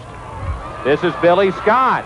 He's going to be down to the 45-yard line of Eastland before he's finally tripped up on the tackle. We've got Jeff Bird along with Vinci Adamiz for the Eastland Mavericks. They are still going to be about 5 yards short of what they need for the first down. It will be fourth down as the Eastland offensive line did a good job springing that hole for the runner. David, I want to try to set the Tiger offense here before this next play. Randy Held is left tackle, number 74. Julio Villanueva is number 76, left guard. Kevin Herring, number 64, the center. Cully Sanders, number 54, the right guard. And John Paul Huber, number 70, right tackle. I'll finish up in just a second. 4th and 5. Simpson, the man in motion. Pitch back Scott, and he is not going to get the first down. Raiford Rattan with the tackle. Also Brian Orms, but the Anson Tigers are chopped down short of what they needed for the first down, and the ball goes over to the Eastland Mavericks at their own 46-yard line. Tight end for Anson is number 44, Dale McGee. Wide receiver is number 40, Jeff Addison. Quarterback is Monty Hall, number 12. Mike Balladell is number 38, a running back. Billy Scott, number 34, a running back. And wide receiver Steven Simpson, number 20. Those will be the folks who will be out there when Anson gets the ball back offensively. It now belongs to Eastland at their own 46-yard line. They're leading our ball game 20-0. Montgomery with the wind at his back wants to throw. Lots of time, and it's complete to Rattan at the 30. Finally horse-collared to the 25-yard line.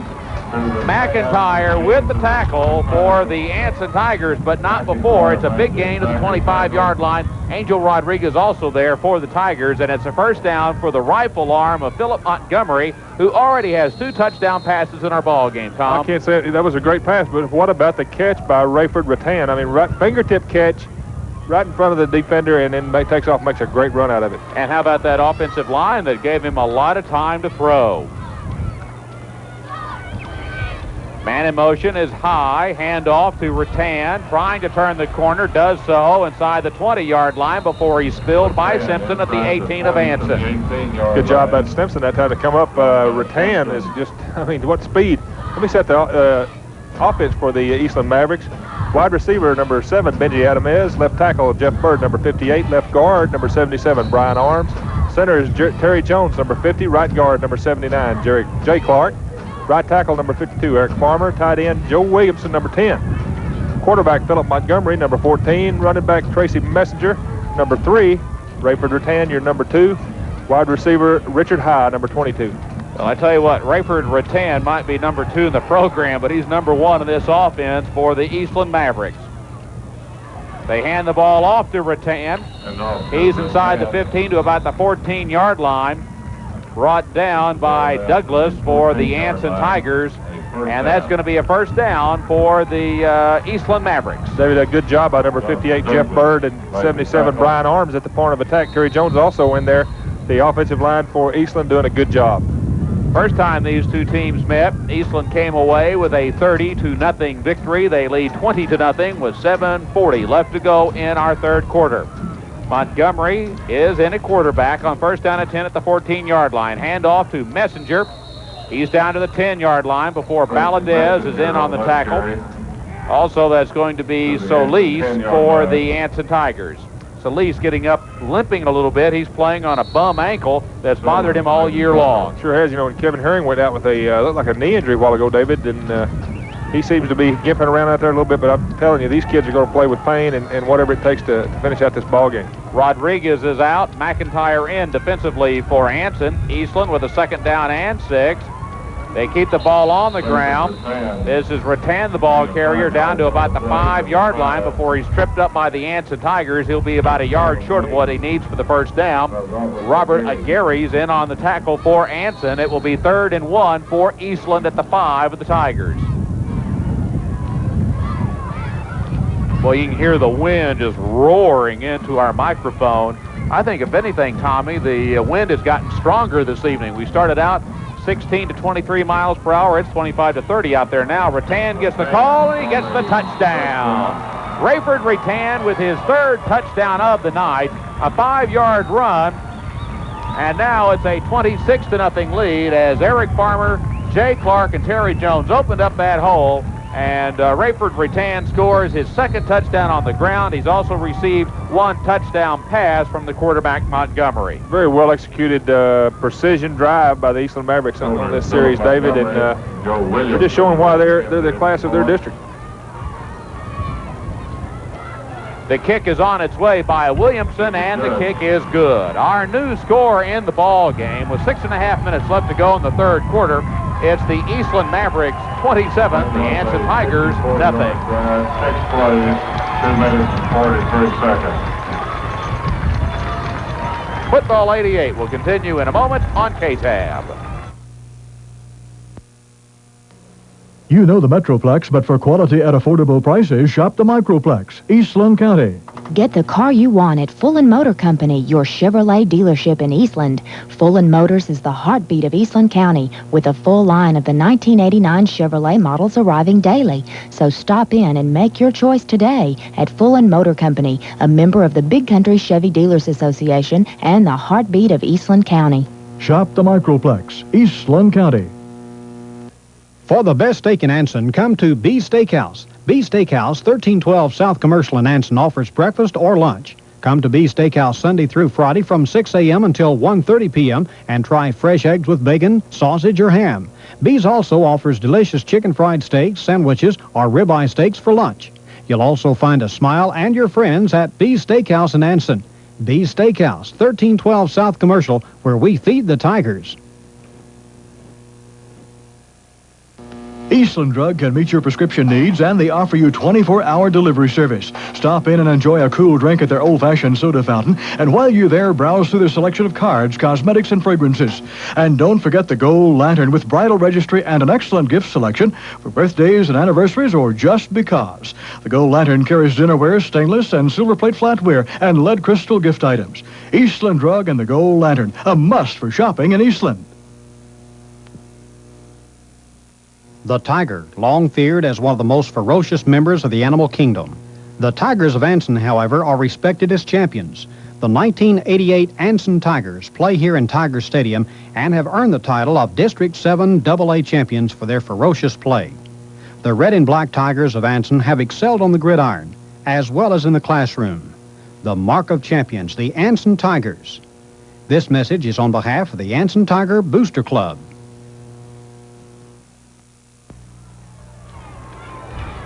That was a 6-play, 54-yard drive just then for the Eastland Mavericks. The PAT was good after the 5-yard touchdown run by Rattan. And for Jason Rattan, this is the 3rd time this season that he has scored at least 3 touchdowns in a ball game. In 2 other ball games, he has, Raiford Rattan. Okay, Raiford Rattan. Jason's his older brother. Here's the kickoff. It's going to go through the back part of the end zone for the touchback. Excuse me, that was Raiford Rattan. Okay, let me start all over again. Raiford Rattan, 3rd time this season that he scored at least 3 touchdowns in a ball game. 2 other times this season, he scored 4 touchdowns in a ball game. David, the Rattan boys have done a good job for the Eastland Mavericks through the years, haven't they? Of course, his older brother, Jason, now up at Texas Tech, quarterback up there behind Tolliver. And for Jason this year, I think that now brings his touchdown total to 23 for Raiford Rattan. I'm telling you, there's some Southwest Conference coaches who come out here and look at some pretty good linemen from Eastland, too. This Arms and Clark are 2 good-looking kids. McIntyre back in the ball game at quarterback now. And he hands off to Monty Hall. He's still got it at the 20-yard line. Fights his way for 2 yards. Boy, he ran a lot laterally. Finally brought down on the tackle by Jeff Bird. But they ran all the way practically from sideline to sideline and only picked up about 2 yards when they started running north and south. David, again, that's a great job by Arms to maintain his area. He's not supposed to let anything back behind him to trail as deep as the ball. He stayed in there. He kept things fouled up. Raiford Rattan came in and almost made the tackle, and then Bird came in and finished him off. They actually wound up losing about 2 yards on that play. No, they made 2 yards. I'm sorry. 2nd down and 8. Hall is in at quarterback now for the Tigers out of the power I. And he's going to trip down behind the line of scrimmage. He still tried to make the pitch out as he was going down, but the referee is going to rule that his knee made contact at about the 18-yard line, so that's going to be a loss of 4 yards on that play. And nothing seems to be working right for the Anson Tigers right now, and they've still got 5:18 left to go here in the 3rd quarter before they finally get the wind at their back for the first time since the 1st quarter of our ball game. Look for the Mavericks to be very tough in the line again next year. Gosnell, Arms, and Clark are all juniors. Monty Hall in at quarterback. Man in motion is Simpson.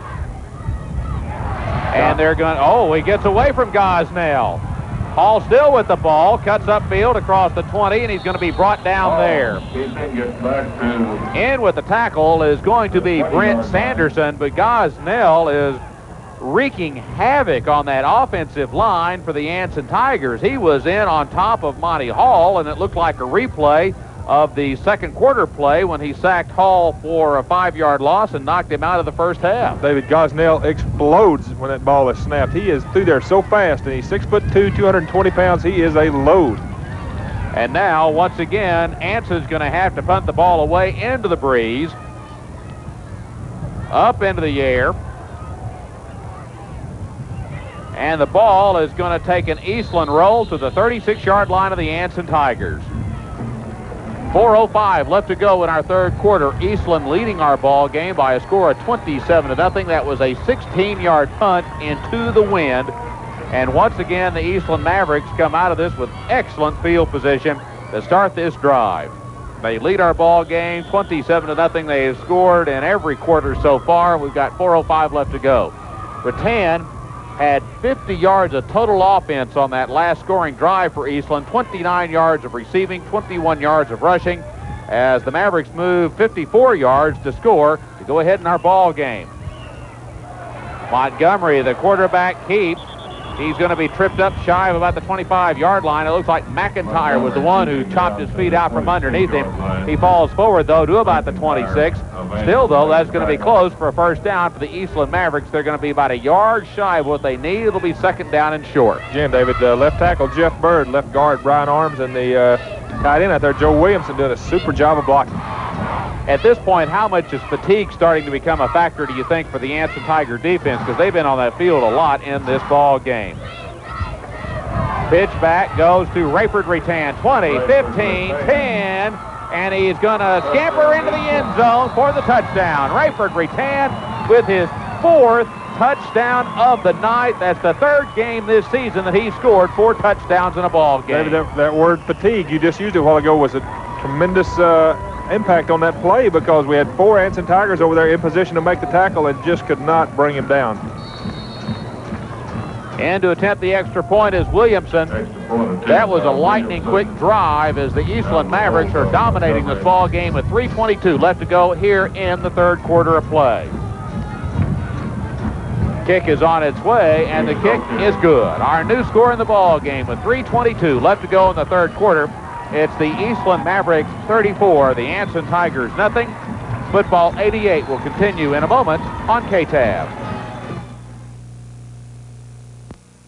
For over 50 years, Victor Cornelius and his staff in Eastland have provided the best in printing and business needs. Using the latest equipment available, Victor Cornelius has been considered the leader in menu printing and preparation. Victor Cornelius has achieved worldwide recognition as the premier menu and business professional printer. Innovative and creative for over 50 years, the Victor Cornelius Company, across from the post office in Eastland. The Eastland Maverick Quarterback Club knows what it takes to make a winner: dedication. The Maverick Quarterback Club also knows that tradition is strong in Eastland. Maverick Stadium is where some of the best high school football in Texas is played, and on most Friday nights, that football is played by the Eastland Mavericks. This monument salutes the dedication and the winning spirit displayed by the Eastland 82 state championship team. The names and numbers are inscribed here. For the dedication that it takes to be a winner, we're proud of you. From the Eastland Maverick Quarterback Club. Hood King Ford Mercury in Eastland wants to know, have you driven a Ford lately? Well, if you haven't, come see the new 1989 Ford and Mercuries that have just arrived. You'll find additional saving at Hood King as we celebrate 50 years as Eastland County's Ford and Mercury dealer. Hood King has in stock the exciting Tempo, Taurus, and versatile Aerostar vans, and Texas' favorite, the tough Ford pickups. See Hood King for quality selection of used cars, too. For personal service, it's Hood King Ford in Eastland, celebrating 50 years of service. Eastland National Bank, a full-service friendly bank, is proud to be a part of the growth of Eastland. The Eastland National Bank is behind the red and black Eastland Mavericks in the 1988 high school playoffs. Eastland National Bank and the people of Eastland are proud of the Mavericks for another playoff appearance. So go get 'em, Mavs. For a full-service friendly hometown bank, think of Eastland National Bank, where you're always greeted with a smile. Banking like it should be, friendly. At Eastland National Bank, member FDIC. Back at P.E. Shotwell Stadium, David Bacon along with Tommy Humphrey as the Eastland Mavericks have taken advantage of good field position. They've had touchdown drives of 57 yards, 25 yards, 54 yards, and 36 yards when they've had the wind at their back, as they now have taken a commanding 34-0 lead over the Anson Tigers here tonight at P.E. Shotwell Stadium. It looks like Eastland is going to march into the next round of the state playoffs. They'll be back here at Shotwell Stadium next Friday night. If they do indeed hang on and win this ball game, and they'll face the winner of the Winters-Stanton ball game. Here's the kickoff. Anson has a tough time fielding it. They finally pick it up. This is Scott, and he's going to be buried back inside the 10-yard line. What an excellent open field tackle for Poppy Escobedo, a 5'10", 170-pound junior, number 42 there. Poppy got back there and did the job. I'm telling you, that ball was hard to handle on the kickoff. It was right at the feet of the receivers. They couldn't handle it, couldn't get a handle on it. And then Escobedo was back there to get the job done. And once again, the Anson Tigers are saddled with poor field position, not only having to fight bad field position, but also having to fight the wind, which really, Tom, as I look at the flag, I think it's gotten stronger as the night has gone along. David, we've got wholesale substitutions now, basically by the Eastland Mavericks on defense. And McIntyre is back in the ball game now for Anson at quarterback. Man in motion is Simpson. Handoff up the middle. Little, if anything, is there for the Anson running back. I think that is going to be Scott, the ball carrier. And we've also got a flag down on the play. David Gosnell again was right there in the middle of that play. 32. 5-yard penalty evidently will be marked off against the Eastland Mavericks. Yes. 5 yards. 32. And it'll be a first down and 5 for Anson at their own 15-yard line following the 5-yard mark-off for the face mask against Brent Sanderson. You know, earlier in this ball game, penalties were a real problem for the Mavericks, but they've cleaned up their act since then. Lots of shifting by the Anson Tigers. McIntyre keeps, still has the ball. He's got the first down at the 20-yard line. That was a good gutty run just then by Kyle McIntyre, 5'10", 150-pound sophomore. We are talking about that poor field position for Anson. The last 3 times they've had the ball, Tommy, they've started at their own 11, their own 20, and their own 10-yard line. Makes it tough, Dave. Gosnell again had a hand on the quarterback, David, immediately after the ball was snapped. Number 55, Chad Gosnell, 6'2", 220-pound junior, and he has been just wreaking havoc with the interior of that Anson offensive line.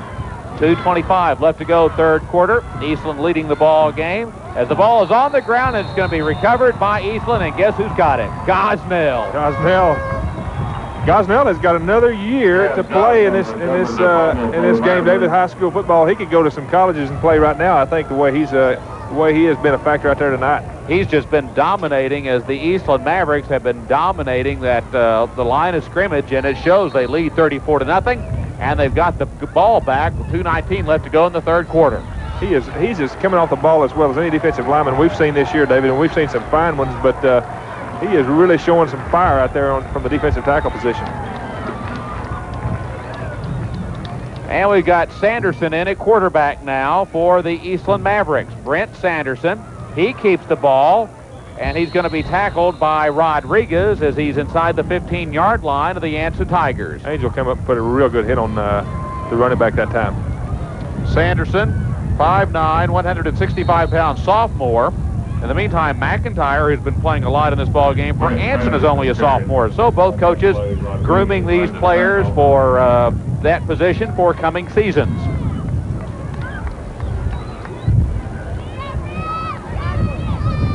This time, Douglas is able to stuff the play behind the line of scrimmage, and there to finish off the job for the Anson Tigers is Addison as they stop the ball carrier Joey Lujano, a 6', 170-pound senior for the Eastland Mavericks. They've got a new offensive line in there.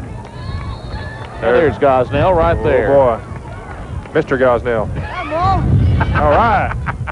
You're playing great, bud.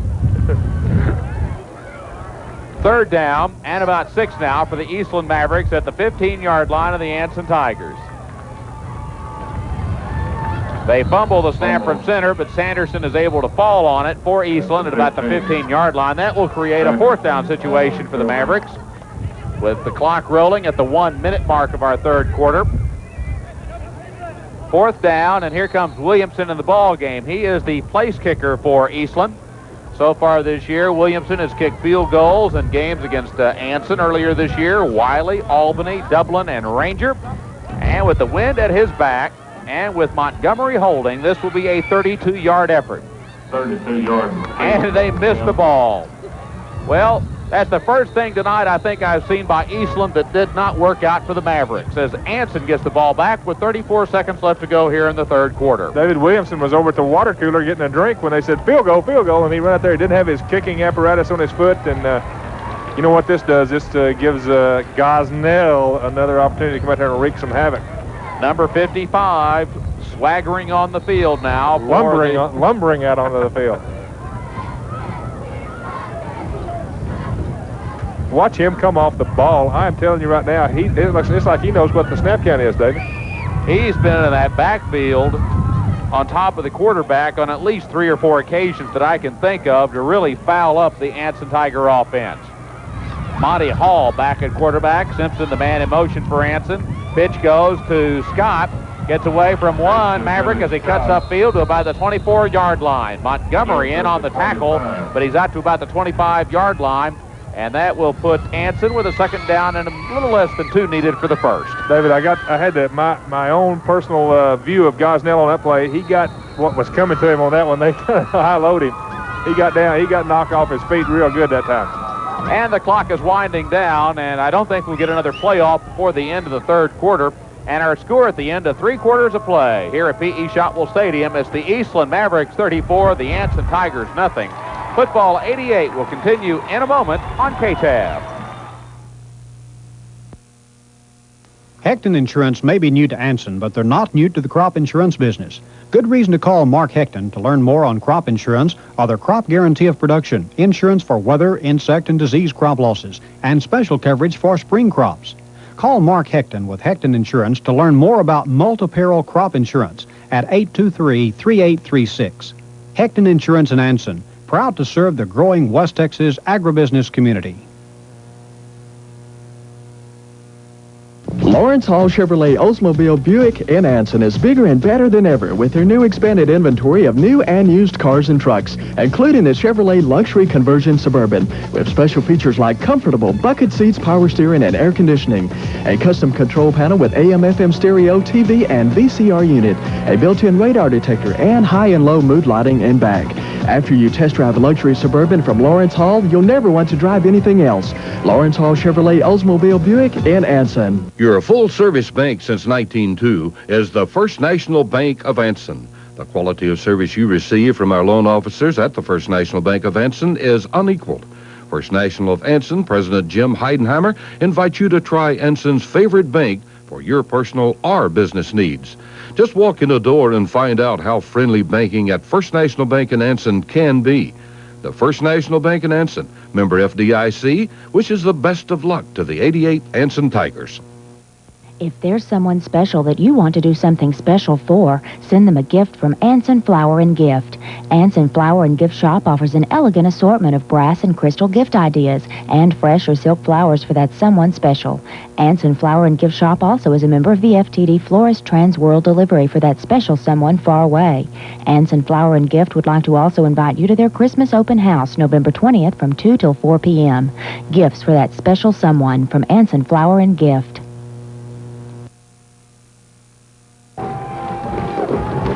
Well, the Eastland Maverick cheerleaders, they got a lot to cheer for this evening. Their sponsor is, let's see, as we look down the list, cheerleaders are Lois Wilson. We've got Josepha Orozco, Connie Cheney, Amy Shoemake, Shonda Williams, Evie Holland, Jody Gregory, and Ashley Yates for the Eastland Mavericks.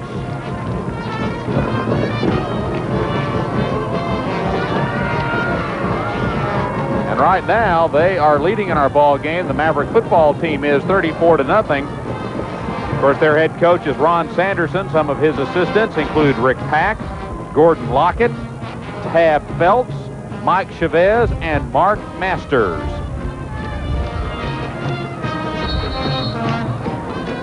To give you an idea how much the wind has played a factor in our ball game, possessions for the third quarter, Anson started drives at their own 11, their own 20, their own 10, their own 16. Eastland started drives at their own 46, the Anson 36, and the Anson 18.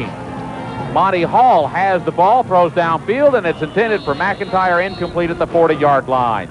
The Anson Tigers trying some razzle-dazzle as they finally get the wind at their back for our fourth quarter of play as they trail 34-0. The old John Elway play that time, David. They were trying to get the quarterback. Monty Hall was the wide receiver, came in motion and went back, got the ball, and McIntyre was trying to come around, but he had coverage down there.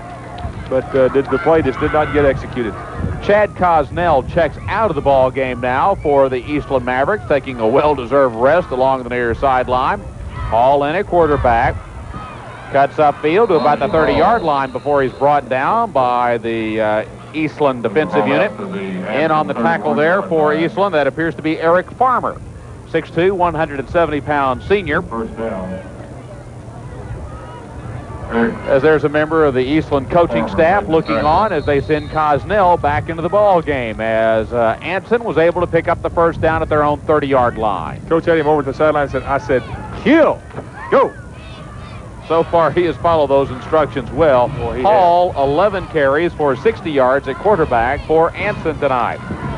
Pitches back. He gets away from Cosnell. This is Scott, the ball carrier. He's unable, though, to get away from Sanderson. And did you see Cosnell slapping himself on the side of the helmet because he could have stuffed that play for a loss behind the line of scrimmage? I'll tell you, David, he is back there so quick. Once he learns how to tackle, once he gets back there in that situation, it may be surprising him because he's in there so quick. But what a dominating force he's been in this second half. Well, he's 220, and he's going up against Julio Villanueva, who's 175, Kevin Herring, who's 170, and Cully Sanders, who's 160. Taking nothing away from those fine players in the middle of that offensive line for Anson, they're just outsized by number 55. They're going to go with the halfback option pass, long downfield. It's incomplete. The intended receiver downfield for Anson was Dale McGee. Adam is with the coverage, and some of the Anson fans thought perhaps pass interference should have been called. I certainly did, David. I thought he was a little bit interfered with there right when the ball was coming in. I think Adam might have had a hold of him, or it could have been Philip Montgomery back there playing safety. 10:40 left to go, fourth quarter. It'll be 3rd and 8 for the Anson Tigers at their own 32.5-yard line. Eastland leading our ball game by a score of 34-0. Raiford Rattan with 4 touchdowns in this ball game tonight for the Eastland Mavericks. Pass is going to go out to Hall, and he slips down as he tries to make his cut behind the line of scrimmage at about the 28-yard line of Anson. So it'll be 4th down for the Tigers, and they need 12 to hang on to the ball.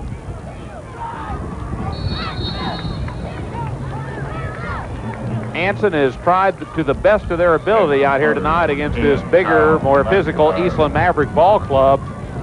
And the combination of Chad Cosnell, poor field position, and the wind has really hurt Anson. As here's the kick on 4th down, and the punter, he booms this one all the way down to the goal line, and it trickles into the end zone for the touchback. But for the first time in this ball game, the Anson punter, I think, has had an opportunity to punt with the wind at his back, and he nailed that 71-yard punt, David. That's got to take a lot of frustration out for the Anson punter, because earlier they had punts of, 16, 27, 23 yards going into the wind. Finally, they get the wind at their back, and he nails a 71-yarder. Anson gets the punt off, an excellent punt, and the Mavericks will have the ball back at their own 20-yard line, which is about the worst field position I think Eastland has had to start a drive since early in our ball game. They lead with exactly 10 minutes left to go in our 4th quarter. Sanderson in at quarterback, fumbles the snap from center, falls forward for about a 1-yard gain as he's able to retain possession for the Mavericks. James Solis in there, David, at point of attack where the ball came down, had a good opportunity, I think, maybe to recover that. Charlie Copeland holding his head down over on the far side of the field, but still an excellent season for his Anson Tigers, coming into this game with a record of 7-3 and a 2nd district championship in the last 3 years. You have to go back 11 years ago for the last time that Anson had been in the playoffs until Charlie Copeland arrived on the scene. Once again, Eastland having some trouble with that snap from center. They're able to retain possession as Sanderson is brought down by Mata. Also there for the Anson Tigers, it's going to be James Solis defensively. Maybe anytime you have a new quarterback in the game and your center maybe just not used to the coordination between the center and the quarterback, and that's what's giving them a little trouble here. And Eastland down through the years has had a heritage of fine quarterbacks. Jason Rattan, Raiford's older brother, and of course Jay Hess, who directed the Mavericks to the state championship in 1982. Montgomery's in the ball game now, and his pass is incomplete. Dropping the ball is going to be Ben Cohen. Ben would love to have the shovel to dig a hole for himself at about the 30-yard line, because he was wide open for the Mavericks. Hit him in a bad spot right between the 8 and the 9, David. And the clock is stopped with 8:46 left to go in the 4th quarter. Eastland enjoying a 34-0 lead over the Anson Tigers. It's going to be interesting to see what kind of punt Eastland can get off. And there is Rod Gregg. His nickname over at Wiley High School, Rod the Bod. As here's the punt by Eastland. Fielded on the run by the Anson Tigers at the Maverick 43-yard line. So Anson comes out with probably their best position to start a drive in this entire ball game. 24-yard punt for Eastland, so it's not so much the Anson punter, it's just the wind. That's what a factor. It's really gusting. I'm looking at the flag. It's got to be blowing at least 25, maybe 30 miles an hour. And of course, you know, earlier this evening before the start of the game, you could see lightning off to the north as they were having heavy thunderstorms up in the Haskell area. There's a look at the flag. It's really blowing here tonight. Slow motion, folks. No, it's not. 8:39 left to go in our ball game. Monty Hall wants to throw, now unloads across the middle, and it's incomplete. I'm not for sure he wasn't trying to unload that one as the pocket was starting to collapse around him, because there were 3 black shirts who had a chance to make that interception for Eastland. David, that time the play was fouled up back there by number 99. We don't have a name for him in our program. But a good play, number 99. That is a youngster they brought up from the JV, Tom, and I can tell you who that youngster is. Well, I thought I could, but his name's not on my roster either. McIntyre back in at quarterback for the Anson Tigers now. Swings the pass out to the right side, long downfield, and it's going to be intercepted by the Eastland Mavericks at the 25-yard line. With the interception for the Eastland Mavericks, that's going to be Dylan Schlippy. And he makes the interception. That's the 3rd interception that the Anson Tigers have thrown tonight in our ball game. You know, earlier this year, Anson had played an incredible streak. They had 1 turnover, Tom, in their first 4 district ball games. But then, last week against Haskell, the dam burst. The Tigers had 7 fumbles, losing 4 of them. And here tonight, they throw 3 interceptions. David, once it gets started, you can't help it. I mean, it seems like everything they're doing is blowing up in their face. Also, they've lost a fumble in this ball game, so that's 4 turnovers that the Anson Tigers have had, as now they take out some of their frustration on the quarterback, Sanderson, for the Eastland Mavericks, and they stuff him for a loss. Cully Sanders with the tackle for Anson, as the clock is rolling with 8:10 left to go in our ball game. 2nd down and 12 for the Mavericks. And now the Mavericks call a timeout. Mavericks stop the clock with 8:09 left to go in the 4th quarter. With our score, Eastland 34, Anson nothing. Football 88 will continue in a moment on KTAB. There's nothing better than going for the good stuff. And where can you find the good stuff? Well, Good Stuff Video and Pizza. Come to Good Stuff Video and Pizza and enjoy great pizza. And while your pizza's in the oven, pick out your favorite movie from our wide selection, or order your pizza to go. Now, what can be better than that? So go for the good stuff at Good Stuff Video and Pizza in Anson, Hamlin, and Aspermont. Go for the good stuff. When it's time to retire your truck or family auto, make a stop at Bill Leopard Oil Company in Anson. The good folks at Bill Leopard's will be happy to show you the BF Goodrich lineup. The quality Goodrich tire features a unique tread design that provides traction, long mileage, and a quiet ride. Couple that with the Bill Leopard style of mounting, balancing, and service, and you're ready for thousands of trouble-free driving miles. The BF Goodrich Lifesaver XLM is backed by years of development. See it today at Bill Leopard Oil Company, Anson, sporting more than half a century of service to the big country. Since 1919, families have trusted the D.L. Kinnaird Insurance Company of Eastland. Kinnaird Insurance offers full coverage to your family and your belongings. Eastland has relied on Sally Kinnaird and Mike Perry in the past and now for the future. The professional staff at Kinnaird Insurance are eager to serve your needs. Whether it's home, life, or auto, see the D.L. Kinnaird Insurance Company of Eastland for total coverage. D.L. Kinnaird Insurance, 104 North Lamar, Eastland. Let the Buddy Aaron team be the winning team for your life insurance needs. Trust the professionals in Eastland's most progressive insurance agency. The friendly staff at Buddy Aaron offers complete insurance services from life, health, home, and auto. Buddy Aaron offers 20 years' experience as an independent insurance agent and as a representative of E.F. Hutton Life. Put the winning team to work for you and call the man with the plan. Call the Buddy Aaron Insurance Agency for your complete insurance needs. The Eastland Mavericks leading this Class 2A by-district championship ball game this evening at P.E. Shotwell Stadium. Our score 34-0. The Mavericks leading the Anson Tigers. It's been the Raiford Rattan show out here tonight, as he has scored 4 touchdowns for the Eastland Mavericks tonight.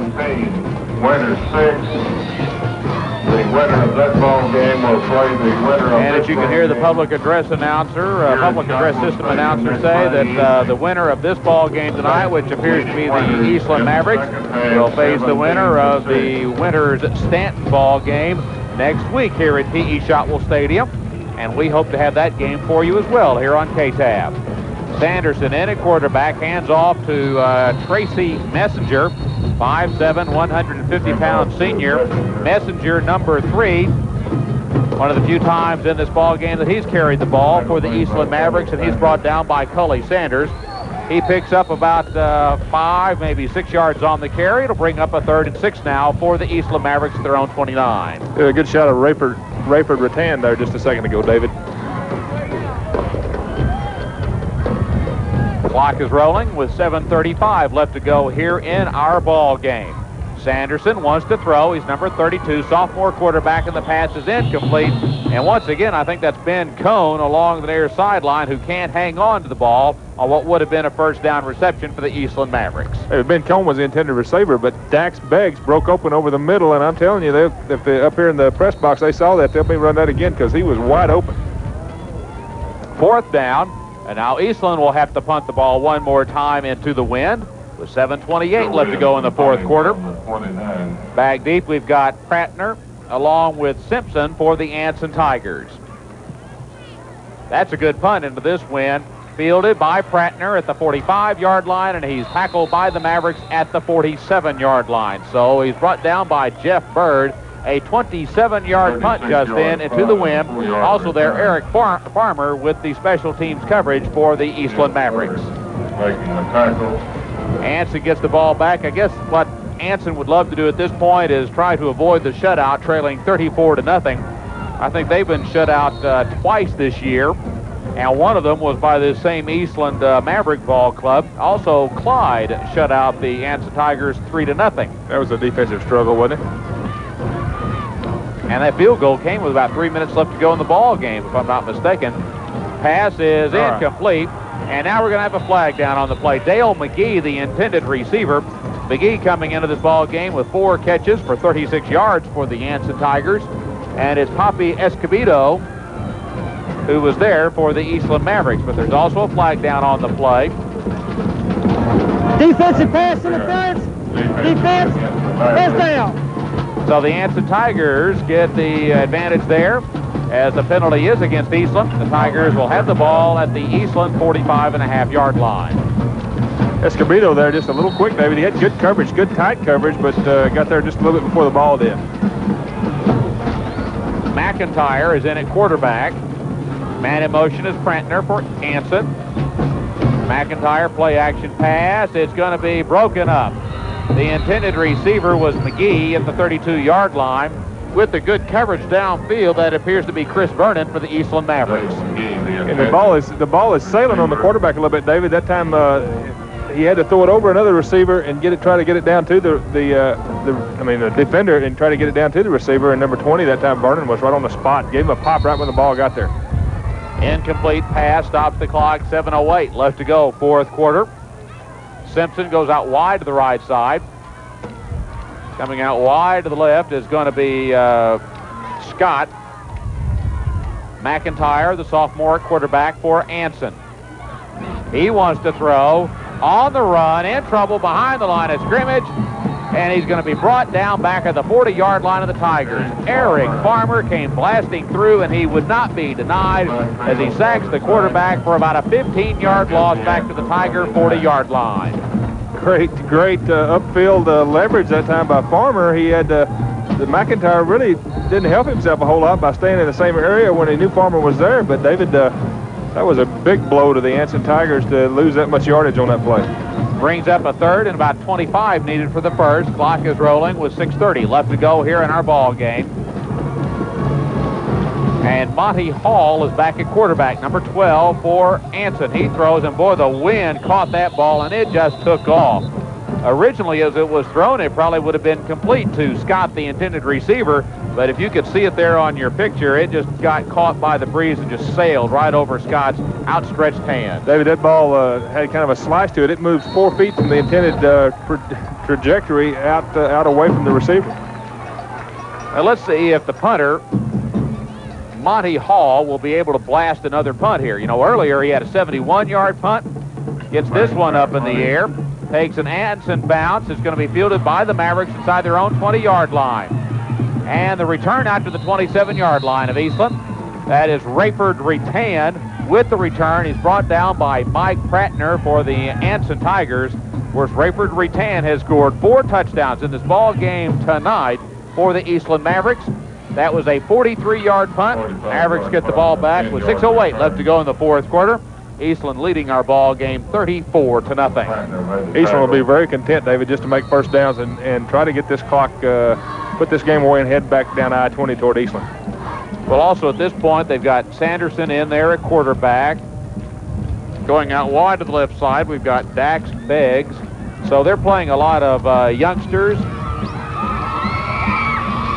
Once again, they have trouble with the snap, but the handoff up the middle. The ball carrier, David Henley, brought down by James Solis. No gain on the play, but at least you're giving some of your younger players a chance to play in a state playoff game. Boy, this is great repetitions. We talked about this before, David. You know, Permian kids out in Permian, the reason they've been able to come back year after year with good execution is because those kids are getting lots of downs, lots of plays after they run the score up, they get them in, and the extra 5 or 6 weeks of practice they get during the playoffs is very beneficial. Well, you know, also look at Eastland. They've been in the playoffs 7 out of the last 8 years. Pass is complete to Adamez across the 30 to about the 32-yard line. Brought down over on the far side of the field, and you got to figure that's got to have helped Eastland over the last several years. Kyle McIntyre with the tackle, along with Jeff Addison for the Anson Tigers. And, you know, Anson also, David, the last 2 of the last 3 years, they've been in the playoffs, and it's a tribute to Charles Copeland and his staff. What did you say? It was 11 years prior to that before they'd been in the playoffs, and I think that's a big tribute to Charlie and his staff. Third down for the Eastland Mavericks. Sanderson throws, and it's going to be complete along the near sideline, and he's going to have the first down as he's across the 40, still going to the Anson 20, and he's going to go for a touchdown. Chris Vernon, David, what a great move on the cornerback. He kind of juked him, kind of showed a little flip to the inside, turned it outside, gave him a leg, took it away, and off to the races. Chris Vernon, looks like Chris Vernon might be a senior. What a run. And the Eastland Mavericks are going to get to celebrate their by-district championship tonight. They lead 40-0 with 4:43 left to go in the fourth quarter. Try for extra point yet to come. Holding will be Philip Montgomery. Kicking will be Joe Williamson. He missed a PAT earlier in this ball game on the first touchdown, but since then he misses this one too. So our score remains 40-0 in favor of the Eastland Mavericks over the Anson Tigers. Football 88 will continue in a moment on KTAB.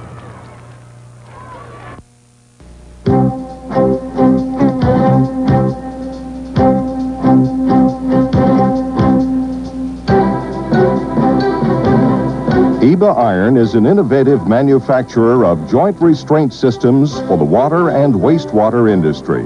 EBA's leading products are the patented Megalug and FlexTend, systems designed to restrain and protect pipelines from unexpected motion. EBA Iron, helping build a stronger community. You know the Metroplex, but for quality at affordable prices, shop the Microplex, Eastland County. If you're tired of overpriced cars and want a fair deal, come to Caldwell Motor Company in Eastland. Caldwell Motor Company can sell you a truck or car for less, simply because their overhead is lower, and the selection is great. They're the authorized dealer for Oldsmobile, Pontiac, Buick, GMC, and Cadillac. Shop and save at Caldwell Motor Company. Shop the Microplex, Eastland County. You know the Metroplex, but for quality at affordable prices, shop the Microplex, Eastland County. Get the car you want at Fullen Motor Company, your Chevrolet dealership in Eastland. Fullen Motors is the heartbeat of Eastland County, with a full line of the 1989 Chevrolet models arriving daily. So stop in and make your choice today at Fullen Motor Company, a member of the Big Country Chevy Dealers Association and the heartbeat of Eastland County. Shop the Microplex, Eastland County. Eastland Drug can meet your prescription needs, and they offer you 24-hour delivery service. Stop in and enjoy a cool drink at their old-fashioned soda fountain, and while you're there, browse through their selection of cards, cosmetics, and fragrances. And don't forget the Gold Lantern with bridal registry and an excellent gift selection for birthdays and anniversaries or just because. The Gold Lantern carries dinnerware, stainless and silver plate flatware, and lead crystal gift items. Eastland Drug and the Gold Lantern, a must for shopping in Eastland.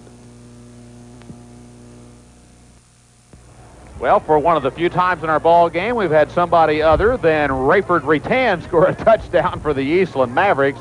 The PAT was no good, so our score remains 40-0 in favor of the Eastland Mavericks. The only other youngster who has scored tonight has got to be Joe Williamson. So Williamson and Vernon have scored single touchdowns for the Eastland Mavericks, but the rest of this night has belonged to Raiford Rattan for Eastland. Chris Vernon, I hope you have this game taped and on, where you can run this back years and years from now. Your grandkids, you can say, look at the run Grandpa put on this old boy from Anson Tigers in the bi-district ball game. And I tell you what, your grandson will be impressed, because I'm impressed, and everybody else is that will be watching that run. Here's the kickoff by Eastland, leading in our ball game by a score of 40-0. Handoff goes to Simpson. He does a good balancing act to stay on his feet at the 45, out to the 45-yard line of the Eastland Mavericks before he's finally wrestled down. In on the tackle is going to be David Henley, but we've got a couple of flags down on the play, so hold everything. Flags are down on the play. Let's pick up the signal. 5 yards right there.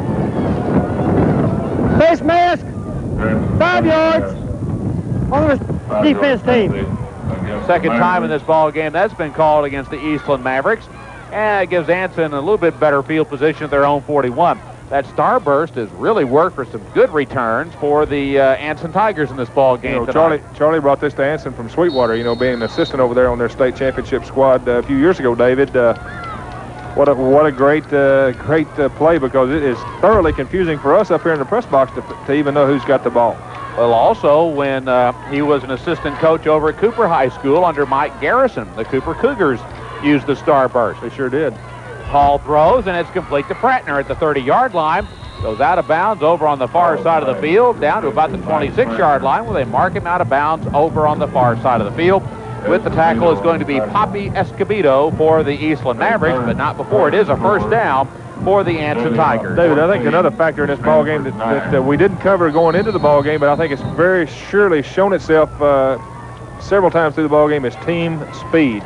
Eastland has got lots of team speed. I think if you had to rate it against the Anson Tigers, they would be overwhelmed.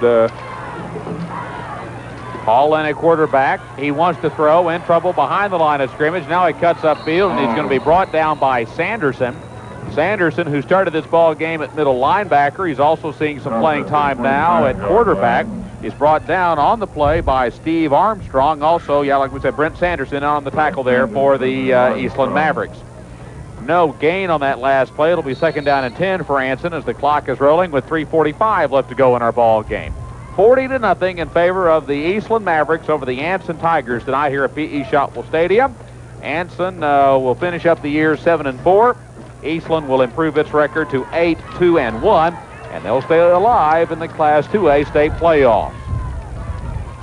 Hall wants to throw, gives it all he's got downfield, and it's going to be caught for a touchdown. Dale McGee with the that's going to be for the Anson Tigers with the catch for the touchdown. Dale McGee, okay. Dale McGee with the touchdown reception for the Anson Tigers. That's great. Dale, good job, partner. That's a great catch. You had plenty of coverage on you. The ball was laid in there just right, and you did the job. So the Anson Tigers finally get on the scoreboard with 3:20 left to go here in our ball game, as they're at least able to avert the shutout here tonight. For Anson, a 3-play, 41-yard drive, 25-yard touchdown pass. And the Tigers are going to go for 2.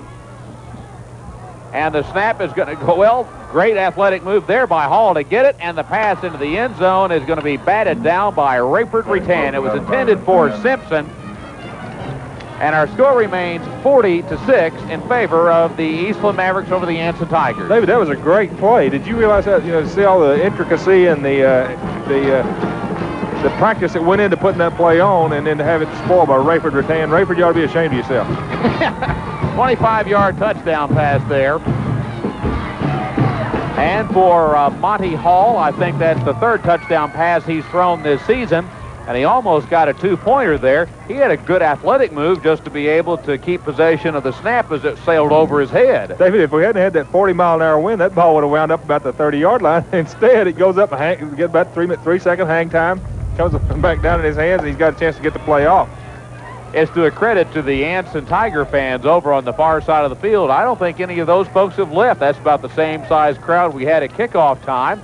Some of the Eastland folks, though, starting to make their way to the exits. Of course, they've got about an hour drive. It's only about 25 miles up the road for the Anson Tigers. And there you see Jesse Mata teeing the ball up, and evidently we're going to have a onside kick try. If we could go to a wide shot of the field, you'll see how everybody for the Anson Tigers are lined up along the left side here. That's Jesse Mata, number 72. Whoop, ball came off the tee, David. Boy, look at the lineup over here on the right side of your screen for the Anson Tigers as they're going to race downfield trying to come up with this onside kick.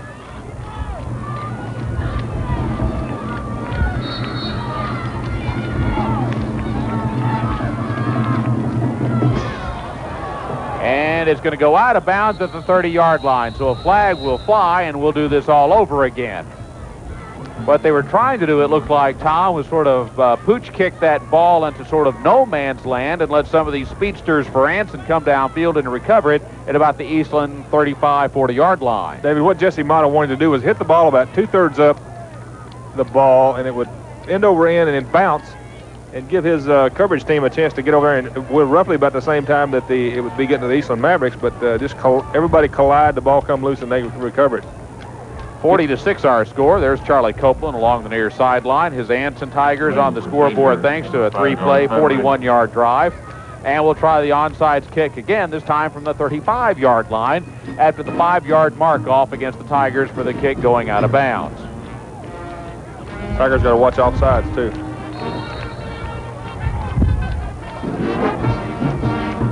There we go.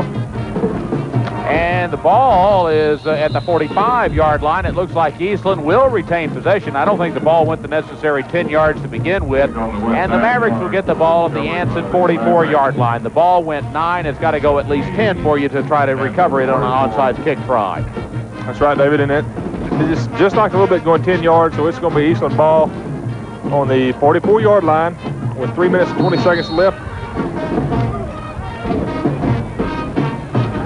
And Coach Ron Sanderson coaching these Mavericks to his first playoff victory as the head coach of Eastland, coming here from Gunter last summer.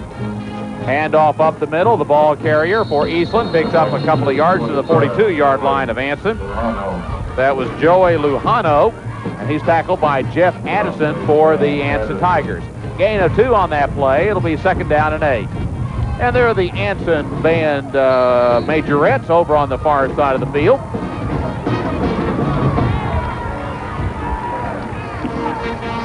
It's been a good season for Anson. Back into the playoffs for the second time in the last 3 years as they're trying to build up some of that good playoff potential.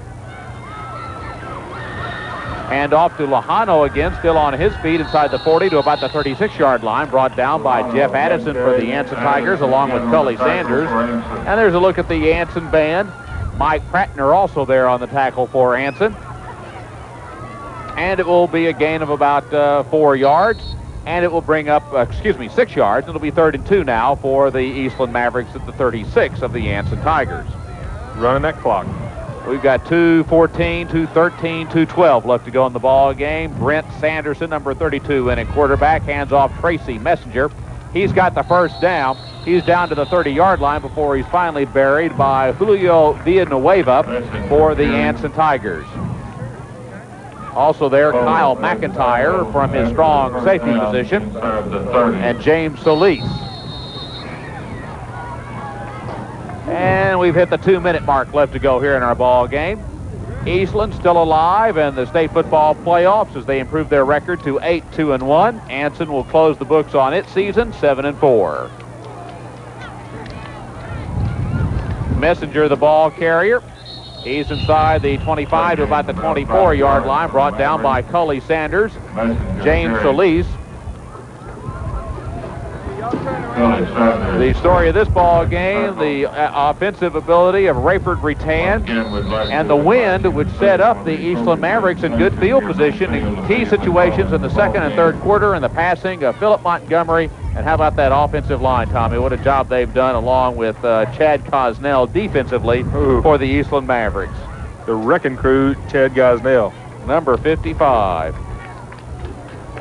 Messenger has the ball, and he's inside the 20 of Anson, brought down by Jeff Addison, as now we've got 1 minute left to go. Some of the disappointment there showing on the faces of the Anson Tigers over on the far side of the field. The Gauze for Eastland. Again? No, he's not in there. I'm just saying that's what a nickname. The Gauze. I imagine his grandmother would like a videotape of this by the time it's all over with. Ball is on the ground, and Eastland is going to fumble the ball away, and Anson comes up with a fumble recovery at the 20-yard line. I think it's going to be Anson who's going to come up with it, but the ball was on the ground, and Anson does have it.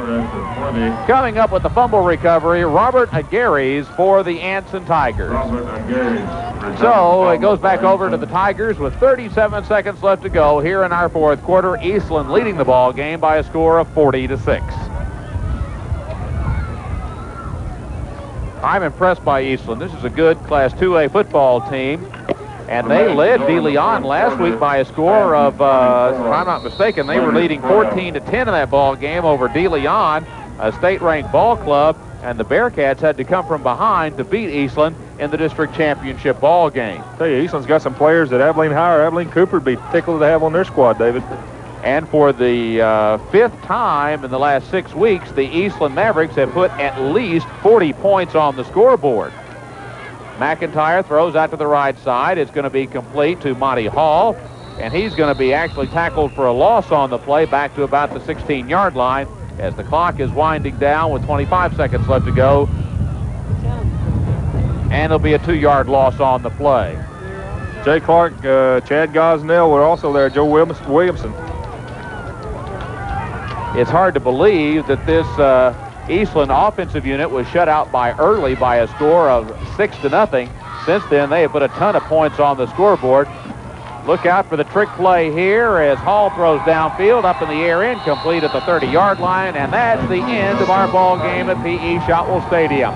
The Eastland Mavericks are the Class 2A by-district champions as the result of this 40-6 victory tonight over the Anson Tigers.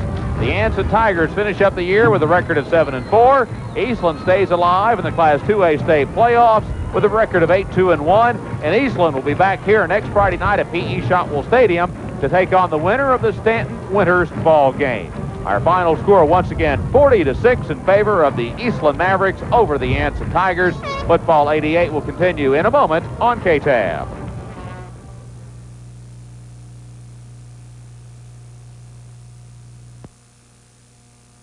Anson Metal Products, 1202 12th Street in Anson, offers service since 1941 to Jones and surrounding counties for heating and air conditioning. Anson Metal Products offers quality heating and cooling units from names like Amana, Hale, Ream, and Janitrol. Anson Metal Products also is ready to handle any sheet metal job with quality and experience.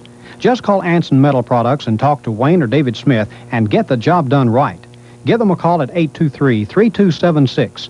Anson Metal Products for your heating and cooling needs. Saddle them up and head them over to Heidenheimer's in Anson for great fall savings. There's savings for the entire family. Heidenheimer's has great savings for your cowgirls with Wrangler Silver Lake Collection jeans, fashionable for the right fit. Heidenheimer's also has Wrangler PRCA Pro Rodeo jeans and a good selection to choose from for both men and women. So round up your herd and come on down to Heidenheimer's, your official Wrangler PRCA jeans dealer. Heidenheimer's Department Store, across from the courthouse in Anson. For the best steak in Anson, come to B's Steakhouse. B's Steakhouse, 1312 South Commercial in Anson, offers breakfast or lunch. Come to B's Steakhouse Sunday through Friday from 6 a.m. until 1:30 p.m. and try fresh eggs with bacon, sausage, or ham. B's also offers delicious chicken fried steaks, sandwiches, or ribeye steaks for lunch. You'll also find a smile and your friends at B's Steakhouse in Anson. B's Steakhouse, 1312 South Commercial, where we feed the tigers. The tiger, long feared as one of the most ferocious members of the animal kingdom. The Tigers of Anson, however, are respected as champions. The 1988 Anson Tigers play here in Tiger Stadium and have earned the title of District 7 AA champions for their ferocious play. The Red and Black Tigers of Anson have excelled on the gridiron, as well as in the classroom. The mark of champions, the Anson Tigers. This message is on behalf of the Anson Tiger Booster Club. Well, we could title this one tonight here at P.E. Shotwell Stadium, the Raiford Rattan Show offensively for the Eastland Mavericks, and the Chad Gosnell Show for the Eastland Mavericks defensively, as they beat the Anson Tigers tonight by a final score of 40-6 at P.E. Shotwell Stadium. David, what hurt Anson was 24 minutes of a 35, 40-mile-an-hour wind right in their face. They could not get anything accomplished. They had poor field position, and Eastland was just on the move the whole time. They had all that wind at their back for those 2 quarters, and it was a big factor in the ball game. There, the Anson Tigers around their head coach, Charlie Copeland. Still, though, our hats off to Charlie and his crew as he has turned that Anson Tiger football program around. In the meantime, there are the by-district champions, the Eastland Mavericks. They're now with a record of 8-2-1 for the year, and there is their by-district championship trophy that they've captured here tonight at P.E. Shotwell Stadium.